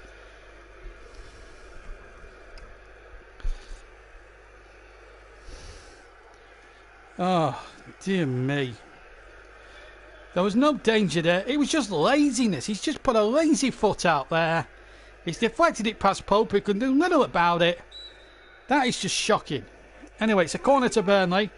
Westwood towards the near post. Long is up there. He's not going to put up wrong. Then Bardsley's in there. And he just won't break here. And what Peters has done is undone all the good work that Burnley have done defensively by scoring one of the most shocking own goals now. And now Burnley are caught out at the back. But Kevin Long is back there. It's just a shame. The back four that started was superb. And then Peters goes into has to do a bit of defending. It's just laziness. Complete and utter laziness. The man shouldn't even be paid a wage for that sort of defending. Anyway, here's Dennis Pratt. Leicester 2-1. They have been the better side. They have statistically dominated it. And Harvey Barnes going through again. And Barnes, good block from Taylor, which is more than what Peters did a few moments before. And again, Burnley defenders putting their bodies on the line. And in the end, it goes into the side netting. There we are. A lesson to you, Eric Peters. That's how you defend.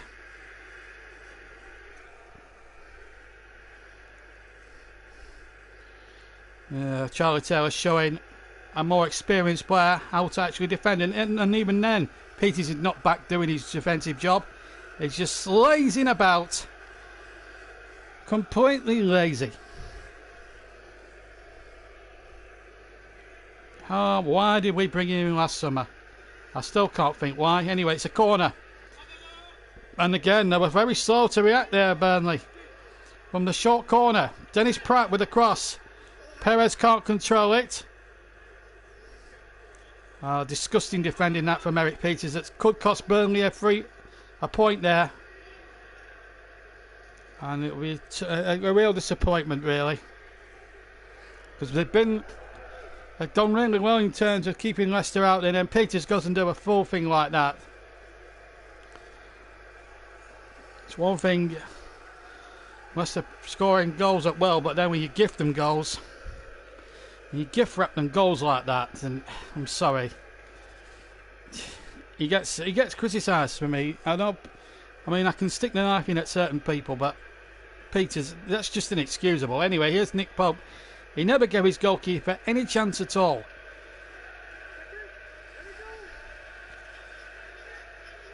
Would have been better with...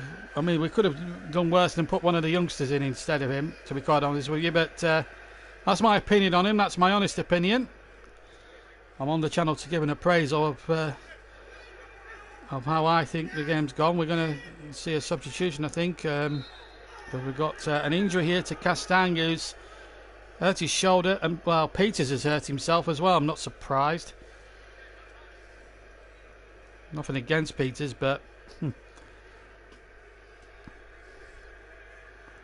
that's actually a horrible challenge on Peters, in fairness. I mean, he's lucky there not to get a yellow for that.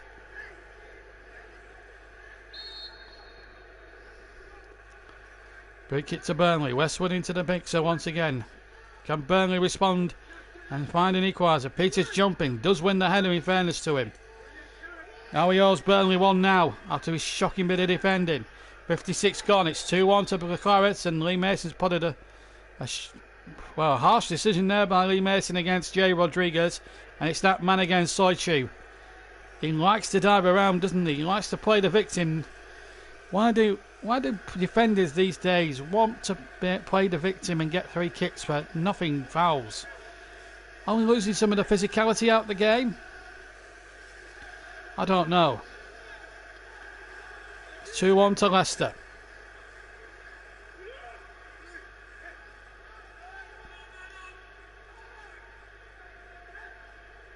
Yes, Jimmy Dunn, who's had a good game at the back for Burnley tonight. I've been very impressed with his work rate and endeavour. Tell you what, if Tarkowski did leave or couldn't recover in the next couple of weeks, I think we could do. I don't think we could do much worse than put him in the team, because he hasn't put a foot wrong. And Leicester have won a free kick there. Josh Brownhill, the man, penalised about 5 yards inside the half now. The problem for Sean Dyche is because he's so low on numbers, he has to put players like Peters in. He'll be fuming. He'll be fuming, Will Dyche. I don't think there's much doubt about that. Right. Man of the match vote in about 5 minutes, in about less than 8 minutes or so, 65 minutes. We'll put your man of the match in. And please, let's not have any hate things. It's a family show, everybody. Please, please, please. I don't mind supporters coming in and commenting on the game, but when it's late, when it's against other towns and cities, that's where I draw the line. We've got 7 moderators on at any one time. Anyway, here's Ward. Oh, Chris Ward with a glorious chance to make it 2-2. And he knows he should have done better. The former Leicester City and Leeds man should have made it 2-2. That should have been his second goal of the season. Burnley should be level. Still 2-1 to Leicester. I'm afraid we're going to... If someone can... Russ or Panini, can you put this guy in moderate? Can you take the comment off? Because I don't like seeing comments like that. I had to tell 2 or 3 people off yesterday for shocking comments. We are a family programme. When are people going to wake up and smell the coffee? I know they're not like that, idiot. I know, Russ. I hope you've turned him off, by the way.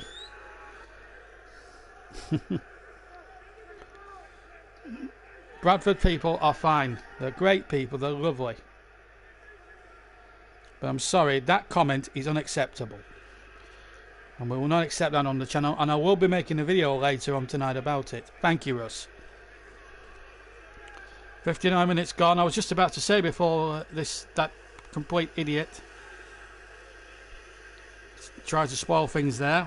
And I will be making another video about the comments section, because there needs to be clarity there. And I feel for Bill Bardsley. People like Phil Bardsley, 2-1 to Leicester. Bardsley's conceded another corner, but he's had a good match tonight, Phil. He's done really well. And it's a shame a brainless bit of defending from Eric Peters has undone all the good work that Bardsley and his defenders have done up to now. It's sad, really. Here's Harvey Barnes now from the short corner. Comes to Justin. Justin tries the shot. There's a deflection on it, which takes it over the bar, and it will be a Leicester City corner. If Leicester score again, I think it could be game over with the Clarets. And it will be a catastrophic start to the season, both on and off the pitch. 12 corners to 2. No foul there. Play on, says the referee. Might be an advantage, actually. Justin has it now for Leicester on the near side. Left hand side, Tillemans' cross hits Ashley Westwood in the face, but it breaks to Ndidi. Now Castang, who's obviously recovered from his injury. And here's Jose Perez into the penalty area. Perez now twisting and turning, getting his shot back. Chance for Justin, who makes it 3. Good ball. Good. You've got to say that was a good goal from Leicester. And Burnley pulled apart again. Nick Pope frustrated. And the Clarets frustrated. It's a frustrated night for them on the road. Leicester 3, Burnley 1. James Justin with the 3rd goal. Right-footed shot from 6 yards. Couldn't really miss.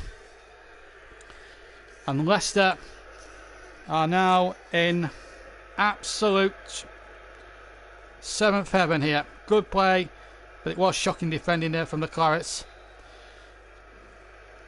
And once again, maybe inexperienced there. Maybe all well he's played, really. There again. Peter should have tried to cut that out again. Not much Bardsley could have done on the far post on his own. It was an easy effort for Justin to stick it in the back of the net. But once again, Eric Peters could have had a chance to clear that. And it's 3-1, and it's two brainless pieces of defending from both of them. I have to say, I'm putting them both down to Eric Peters. In my opinion, has just shot everybody in the foot, really. His defending is pathetic. Perez is off, Maddison is on.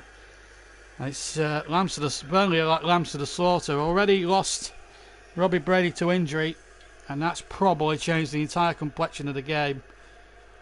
There will be question marks, of course, about Leicester's equaliser. Should it have stood? But the other two goals down to really poor Burnley defending, and especially Eric Peters. Sean Dyche will be tearing his hair out, and there will be. Oh, and again, Peters should have got the ball. He's gifted it straight to Justin. He's had a horrible 10 minutes, and Leicester could be in again for another one. Here's Maddison. And he's a crafty little player when he gets on the ball, full of skills, tricks and flicks. Eric Peters has just had a complete and utter brain freeze in this second half. He's really cost Burnley dear tonight. And here is Harvey Barnes bundling into the penalty area. That's it, Josh Brownhill showing Eric Peters how to defend, but then gives the ball away. And then Peters actually for once gets his foot in. Now that's a rarity. In fact, I'll do him I will stop doing Phil Barsley a disservice. I didn't want to do, it was actually Phil Barsley. I won't do Phil a disservice because he's done a great job tonight. Just a shame certain teammates have let him down. But Eric Peters should be aware of his defensive responsibilities, and the man can't defend. He's at fault for two of the goals, and Leicester are 3-1 up because of it. When you gift wrap goals like the second and third Leicester goals, then you don't deserve any points from the game. Justin now getting it forward for Leicester. I mean, let's take nothing away from Leicester. They have been the dominant force. They have been the better side. I don't think we can argue it at all about that. But I do think that injury to Robbie Brady has sort of changed things now for Burnley. Now, the next week against Southampton, they'll have to bring their thoughts. Forget about Millwall in the League Cup. I'm not really bothered about that. It's all about Southampton for me next Saturday night. And that's also a game you can hear with us in full on JB Sports. Kick off at 8 o'clock live there. And we'll be bringing you full uninterrupted commentary of that match. It's McNeil comes marauding forward again. Now Taylor looking for a few options here. Finds Brownhill. Burnley now can they try and make a fight of it now in the remaining 25 minutes or so that remain. Dennis Pryor has gone down there, but Burnley have possession. And then Brownhill probably had one of his poorer games in a claret shirt. Gives the ball away here. And here goes Harvey Barnes again on one of those sprinting runs. James Justin, who's just scored a third, in towards Jamie Vardy, in fact. And Vardy might help himself to one here. And get, a good tackle that from Brownhill. And showing Eric Peters how to actually defend. And Vardy actually has hurt himself in the process. Right, anyway. I think we might do two votes tonight. One villain of the match. And I think I can know. Well, I'm going to vote for the... There's going to be a villain of the match, but that's my decision. That's from a Burnley point of view, because there's a couple of people that deserve a heck of a lot of criticism. But the man of the match vote is still there, and we want you from now till the 90th minute to choose the player that you want to see win our man of the match award. It can be a Leicester player. I don't mind. We're all friends here. Just name me the player you want to see win the man of the match award, and then all you got to do is hashtag it JBM or TM, and for the vote to count.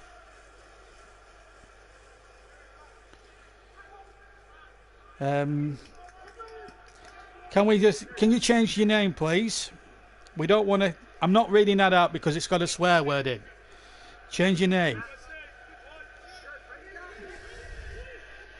Mus Vernon says Harvey Barnes is man of the match. I wouldn't argue with that. Harvey Barnes has had a good match tonight. And well, that's no consolation, Bertie Big. I'm sorry, but it isn't. We've got a squad of 13 players. There's a couple of players in that squad that just seriously are not good enough. Eric Peters being one of them. It's been a horrible second half performance and it's cost us big time. Meanwhile, Burnley have a chance to get back to 3-2. Chris Wood. If only he'd have took that chance at 2-1, it might have been a different ball game. Rodriguez comes in and hits it over the bar from 6 yards. Lovely cross from the left-hand side. And that should have been 3-2. And J-Rod knows it. Lovely play from Chris Wood in the first instance. Nice little cross in there from Taylor. Maybe J-Rod was just leaning back slightly. In fact, there was a deflection off the defender. Sayunchu. That should have been a corner. Now, why aren't VAR getting involved in that? You've got to give the team the rightful decision, and Burnley should have rightfully, in my opinion, had a corner. Not good officiating at all.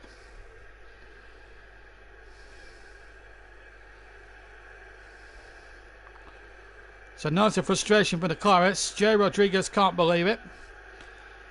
It clearly deflected off Soichu's thing. Why hasn't Lee Mason spotted this? Brainless refereeing. 68 minutes gone. Burnley losing 3-1 at the moment. Oh, too right will be punished, Ross. I've got no doubts about that.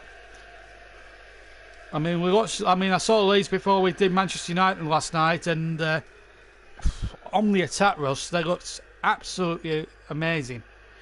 Defensively, just needs to tighten up a little bit. Here comes Pryor now for Leicester, and good defending that from Charlie Taylor. Showing Mr. Peters how to defend. And I will keep on picking on Eric Peters for the rest of the game. I think I'll just make the vote for villain of the match now. I'm going to go for Eric Peters. His too brainless bit of defending may have cost Burnley at least a point here.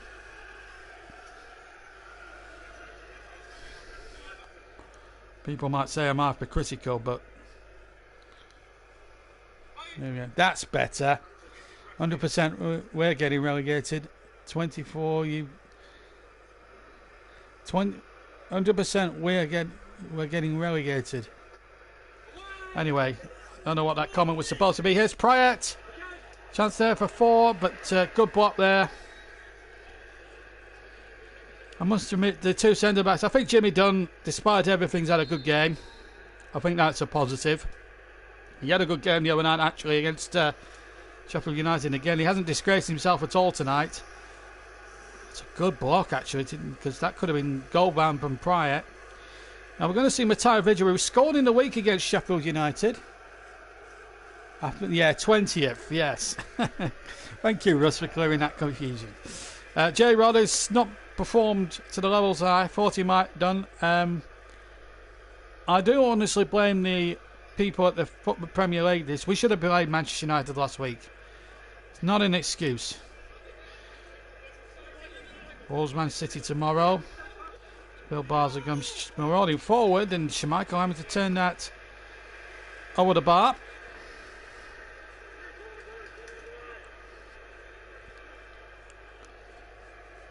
Wasn't banded across that from Phil Barsley. Forced Schmeichel into a little bit of thinking time. Our Aussie friends back. Alatola of a rock and roller. Nice to have you back there down in Melbourne. Obviously wanting Burnley to do well, but in a bit of spot of bother. Here's Dwight McNeil with the corner. In it goes. It misses everybody. It goes behind. And it's a Leicester City goal kick. 20 minutes to go. JB man of the match. Don't forget, we've got a vote for Harvey Barnes. So the name of the player, please, you want to see win the man of the match award from this channel anyway, the JB man of the match. All you got to do is choose the name of the player you want to see win it, and then hashtag it with the JB MLTM. But let's face it, Burnley, and I'm a big Burnley fan, and I'd make no secret of that, but even we've got to accept that this Leicester side is something else. 6 goals from 2 games. It's not a bad start to the season, but here's Dwight McNeil though for the Clarets. What Burnley mustn't do is buckle and concede another couple, because that could be a murderous start as regards goal difference is concerned. Still time in the game for Burnley. They're making 1 or 2 chances. J. Rod's just missed an opportunity. Let's see Wentz Morgan there. I don't know what that is, and your username's goddamn awful. Why are YouTube allowing people like you to come on there? I'm not even going to say what that is, but that's got a swear word in as well. Please take these people off. I'm going to make a video, because there are certain people that are getting onto these streams. They've got disgusting names and will say disgusting things. We are an English-speaking channel. Here comes the throw in. Jimmy Dunn! Jimmy Dunn has scored! And Burnley are back in this! And I have to say, well done to Jimmy Dunn! He's flicked that in from 6 yards out. He's had a tremendous debut for me. And Sean Dyche's side are back in it! Jimmy Dunn! 3-2! Free kick floated in. Dunn with the header. Beyond Schmeichel. He's had a great match. And I have to say, he's deserved that, Jimmy Dunn. It's a great moment for him. Great free kick from the left-hand side from Dwight McNeil. And Jimmy Dunn gets in there where it matters most, where it may hurt. The slightest of headers, the slightest of flicks. And what a great header by the youngster. We may have unearthed another rough diamond out the academy here. 3-2. Game on again. Maybe it's not all over yet. Maybe we won't be. Maybe Burnley could still steal a point from this, and if they can, wow, what a game! And they've got Matty Vidra, who's in form. He scored against Sheffield United in the week. If he was to get one, oh, we'd be in heaven at Burnley. So the Irishman pulls it back to 3-2, and we've got a game on again with a vengeance. Maybe it's not all over yet. Here's Justin. I tell you what, I think Burnley show a little bit more spirit. I tell you what, on another day, if Peters isn't on the pitch, we'd probably be winning this game. That's the catastrophe of it all. That's the frustration of it all, because if Peters doesn't make those mistakes, it's a different story. But a great moment for Jimmy Dunn. He's had a magnificent game. Well, well, I'm pleased for the lad Trevor. Young lad coming through the academy. It's always nice when a young lad comes in and, in the difficult circumstances, puts his head in where it hurts and gets himself a goal back. Burnley have still got a chance. 74 minutes only gone. There's still a quarter of an hour to go, and if Burnley were to get another one, who knows? They are creating chances, the Clarets. In all fairness, as Pope kicks away now from his penalty box, Peters is jumping for it. He still owes the team one after his two calamitous mistakes. That looks like handball actually by Josh Brownhill. It is. Free kick to Leicester. There's also a Leicester player down. It looks like Mendy's down on the floor. It is Mendy. So, well, quarter of an hour to go. This has actually been a bit of a classic, this. But no doubt they'll put Liverpool at the top on Match of the Day 2 a bit later on. Not you want to watch it anyway, because you've probably seen all the football today. Spurs winning 5-2 at Southampton. Brighton coupon busting at Newcastle 3-0. Liverpool winning away from home at Chelsea. A very dominant performance, I believe, from Klopp's champions. Here we've got a 5-goal thriller, which Leicester are just sneaking it by 3-2. Charlie Taylor got there doing some defending there. Hits it straight at the defender, but here's the man of the moment, Jimmy Dunn. He's had a I have to say, if I could vote for man of the match, I mean Jimmy Dunn would be up there for a contender from a Burnley point of view. Here's Peters. He owes the Clarets one here for his mistakes. Vidra, sorry. I know he said Viddy. As in Viddy Printer, but you'll remember that, Trevor. Viddy Printer. Anyway, here's Brownhill. Back to Peters. Almost bundled off the ball there, Peters. He's had a torrid game for me. Still villain of the match, despite the change in emotions, as Trevor quite brightly points out. Now then, McNeil might get to this on the far side, you know, and he does. He gets the cross in. Now can Peters reach it? He can. And I tell you what, if he had scored, he would have vindicated himself. He's headed it straight at Schmeichel, though. But I think he does realise, Peters, that he owes the team a big favour here. Well, Well, you've got to give it.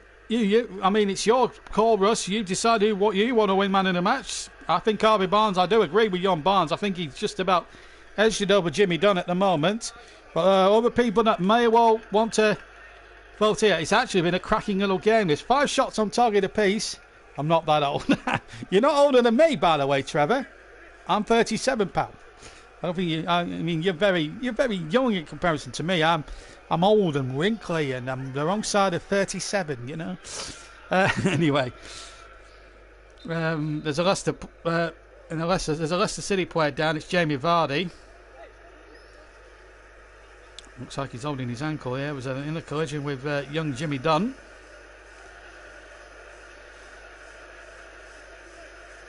Nothing wrong with the challenge. It was just a coming together there, with legs. And Jimmy Dunn. Tell you what, you wouldn't want to be end of a Jimmy Dunn challenge. Well, thanks you very much for that compliment, Russ. Meanwhile, back to the football, and it's Harvey Barnes now. Could be problems here now. Dennis Pratt. Been left a lot of space, and he's scored an absolute cracker. And that, I'm afraid, could be game, set and match for Leicester City. 4-2 they lead. And again, Burnley gave them too much room. And Dennis Pratt with his right foot rifles it past an helpless Nick Pope. And Leicester now 4-2 ahead with 12 minutes to go.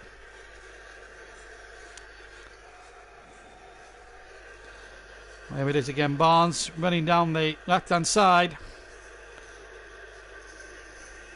Again, you've got to question Peters' position in there. Why wasn't McNeil and Brownhill out to him quickly? I'll not know.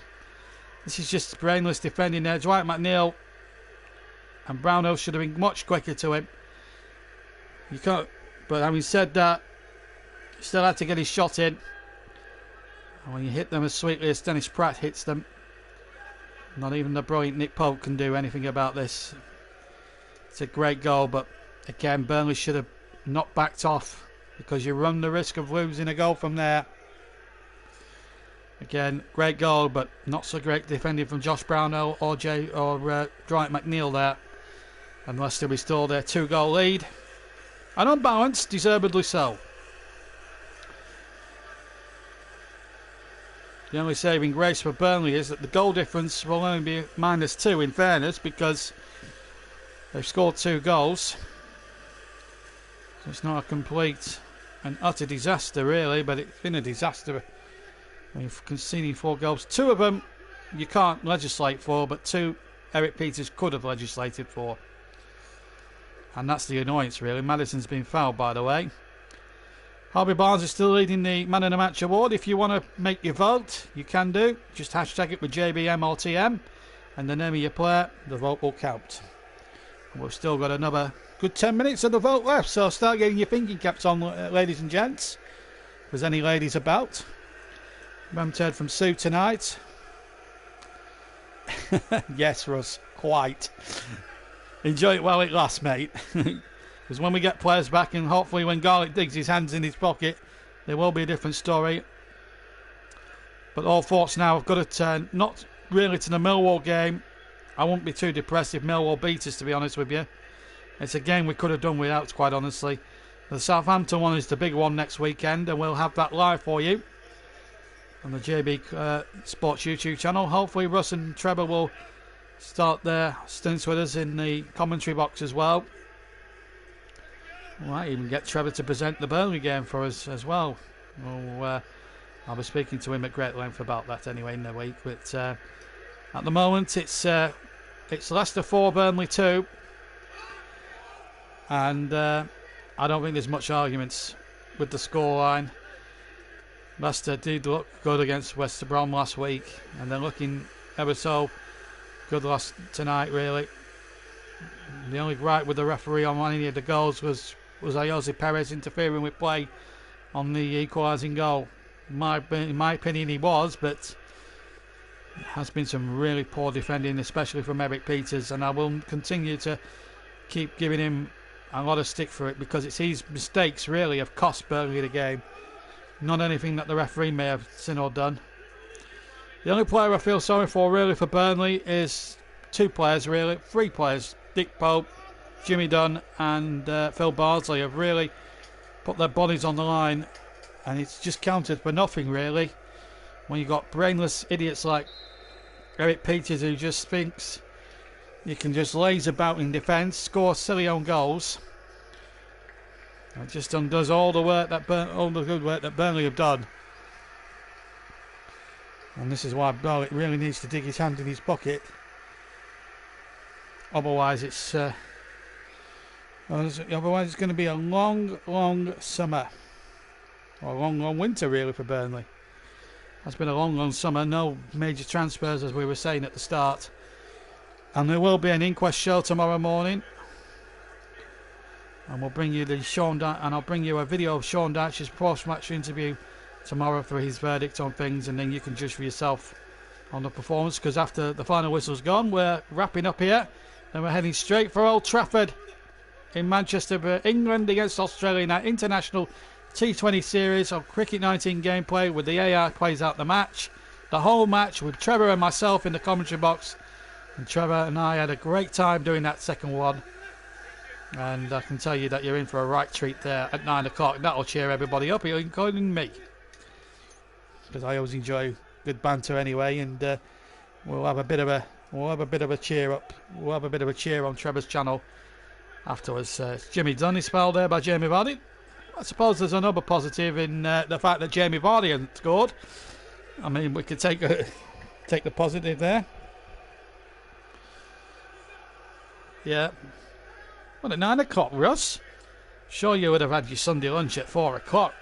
Surely, Russ. No one has food at 9 o'clock on a Sunday. Usually about 4:30 for your roast beef and Yorkshire pud. Oh well. Each to their own. 84 minutes almost gone. It's 4-2 to Leicester. Dennis Bryant scoring what could now be the decisive fourth goal. There's Federer now on the ball to Dwight McNeil. Some tired bodies out there now for Burnley. They've put a shift in, but it's not going to be. It's going to count for nothing, thanks to one man's two mistakes. Taylor again with a cross. It's missed everybody really. Never going to reach Wood. It was never going to reach Vidra. Cross from the left. Leicester have really been kidnapped. Gift wrapped 2 or 3 goals here tonight from the Burnley defence, and that's a good tackle from Kevin Long there, because Vardy was in there. I have to say Kevin Long's played okay as well. It's just very disappointing when we didn't have the chance to play Manchester United. I think they should have been in the Premier League there.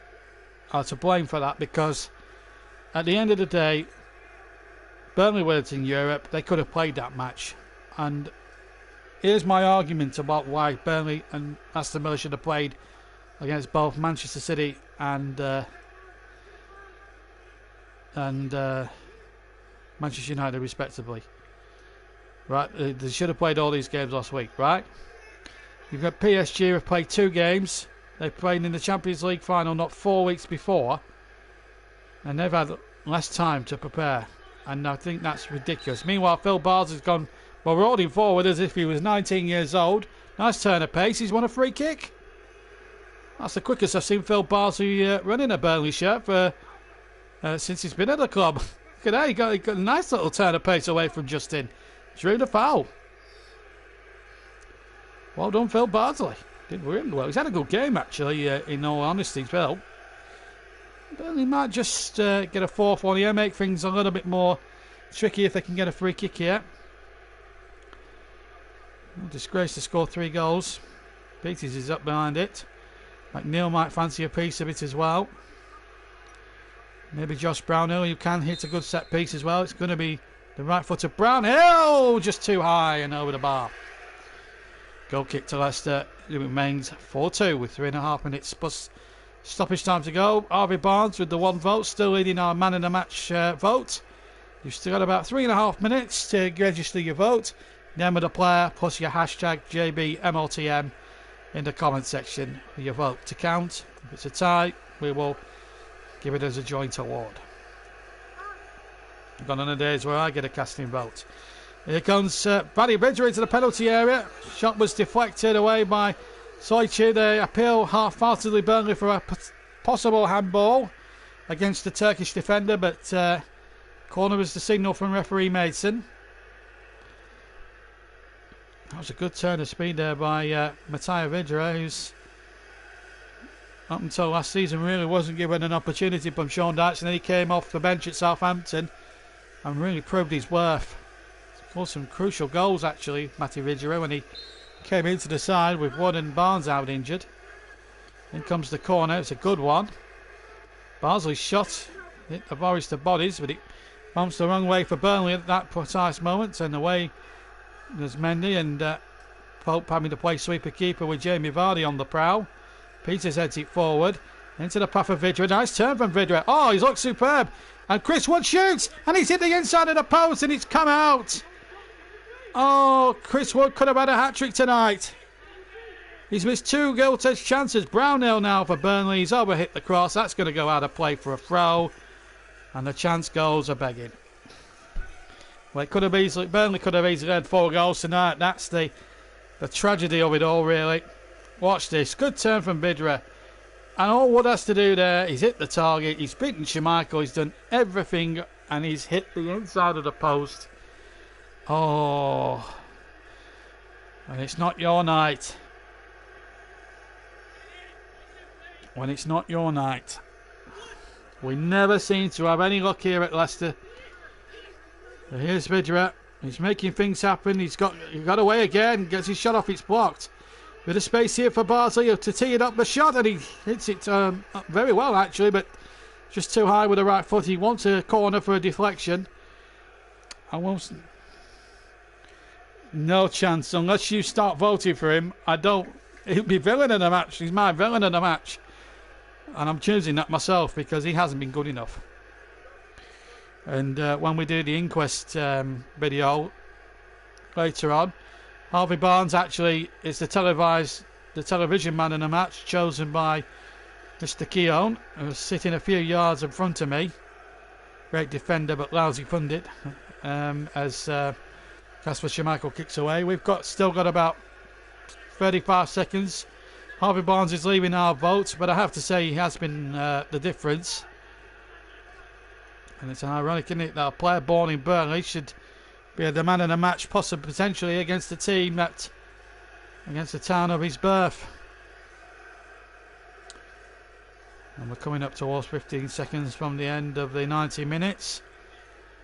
We're going to see Wes Morgan come onto the field now. As we come towards the 90th minute, here we go. So Harvey Barnes, not only is he the television man in a match, he's also our man in the match. So the JB man in the match, with only the 1 vote, it goes to Harvey Barnes of Leicester City. I'll say that through gritted teeth, by the way. Barnsley's absolutely furious because he thinks that the referee's made a bad decision there, and I think that's going to be harsh. I think Lee Mason does have it in for Burnley a little bit. He's had it in for us for years. Barnsley reluctantly being called over by the referee. I don't think there's any need for a card at this stage. Just give the free kick and get on with the game. I've got to be honest, that was a joke decision to put Phil Barnsley. And that's adding insult to injury now as we come up towards a minute of the 3 gone. And here's our man of the match. Harvey Barnes going off, in fact. That's Morgan coming off. It's 2 brainless pieces of defending from Eric Peters that have got Leicester out of jail here tonight. But they have been the better team statistically. But Burnley have given as good as they've got. But Eric Peters has cost us big time again tonight. And not for the first time in his Burnley career. How many more times do we have to see that? It's 10-10. We'll be on the air for another couple of minutes before that. And I'll try and get a few messages out from the Claret's board as the referee once the referee blows for the final time. We'll read out a few messages as well. We'll go to Turfcast I mean, the game's lost now. We're just gonna. It's just a post-mortem now for the last 5 minutes of the show, and we've got the Turfcast boys on at the moment. But 4-2. Well, Eric Peters is the bland. You know, it could have been 2-2 if Eric Peters had just done his job. He has to be. I think he has to go. As Leicester going again, Jamie Vardy trying to get another one, not behind for a corner, and we've got about a couple of minutes to go now before the end.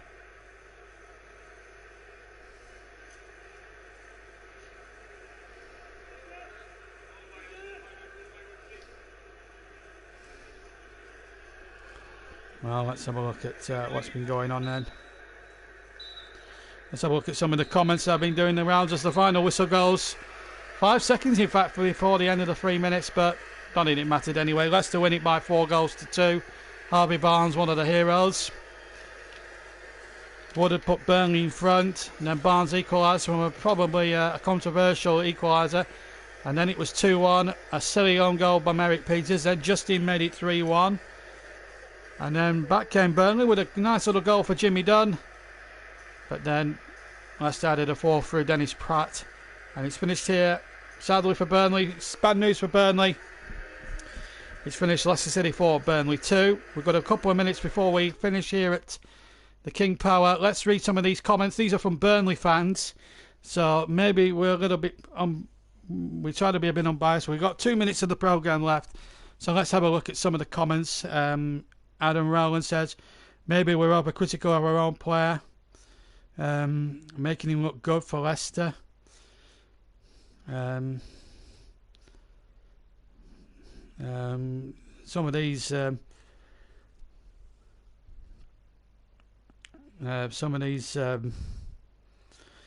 we are, one or two of these. Need to buy, not good enough. Maybe we could have loan players. I don't understand why when we got into the last time we spent money.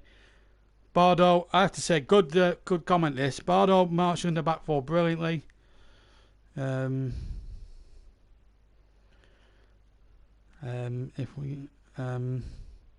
we get someone in now, just might be Dashmit for next season. Be interesting to see what Dashmit says in his interview. We'll bring that one. We'll bring that one tomorrow for you.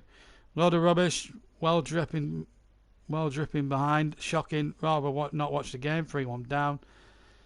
Too easy. Woods. There's a lot of. Honestly, it's just. It's been. Let's have a look at it. Some free. Well. Let's have a look. 50 million quid. More players needed. Work hard, Clarets. Spend some money. Well, the list is endless here. What needs to be done?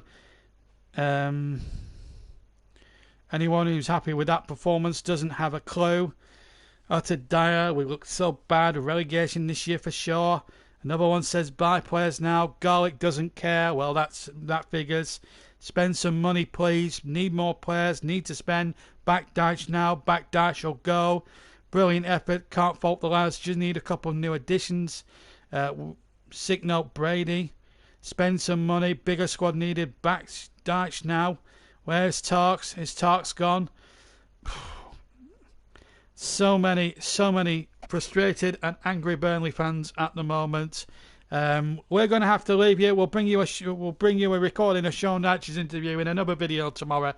But the news is, don't forget also to go over to Trevor's channel in about 5 minutes' time for a coverage of the T20. We'll all have a bit of a cheer up there. Nothing more than a gas game of cricket to cheer us all up. Certainly me, after a devastating result like this. But the sad, from a client's point of view, bad news really. Burnley gave a good account of themselves. I thought positives before we go. Jimmy Dunn, I thought, had a good match. Bardsley did magnificent, I thought. Pope could have done nothing about the 4 goals. Villain of the match, Eric Peters, absolutely outstanding. But really what changed the whole complexity of the game was that horrible injury to Robbie Brady. Let's hope it's not too serious. But it's not looking very good. I mean, some of the defending there from Peters was just inexcusable, really. But at least we look to threat going forward. If there's any positives to take from it, that certainly is. We had 5 shots on target today, 6. Tragedy is they scored 4. It's not a great start to the season for Burnley. We've been beaten here 4-2 by Leicester, and that is it here.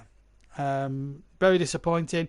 Well, we're going to be... But if you want to hear more of my dulcet tones, you don't have to wait too long. Only 4 minutes. Because we're all going over to Trevor's channel for that 2020 game on his channel. The Trevor match special. Hope you can join us for that. We'll have a bit of fun to end the evening. But not good news here for the Clarets. Beaten 4-2 by Leicester. Who have now scored 7 goals in their first 2 games. And we're just watching a replay of Eric Peters' brainless own goal, which really did cost us dear. I hope you've enjoyed it. Thank you for everyone who's tuned in. Not great news for the Clarets. Leicester City, let's take nothing away from Leicester. Great performance. They did the good things right when they needed to, and no arguments about the result. But not good news for Burnley, beaten 4-2 by Leicester. Hope you've enjoyed the commentary. Take care, and I'll see you very soon. Thank you all, and we'll see you over on Trevor's channel for the cricket. Till then, take care, and we'll see you soon. Bye-bye.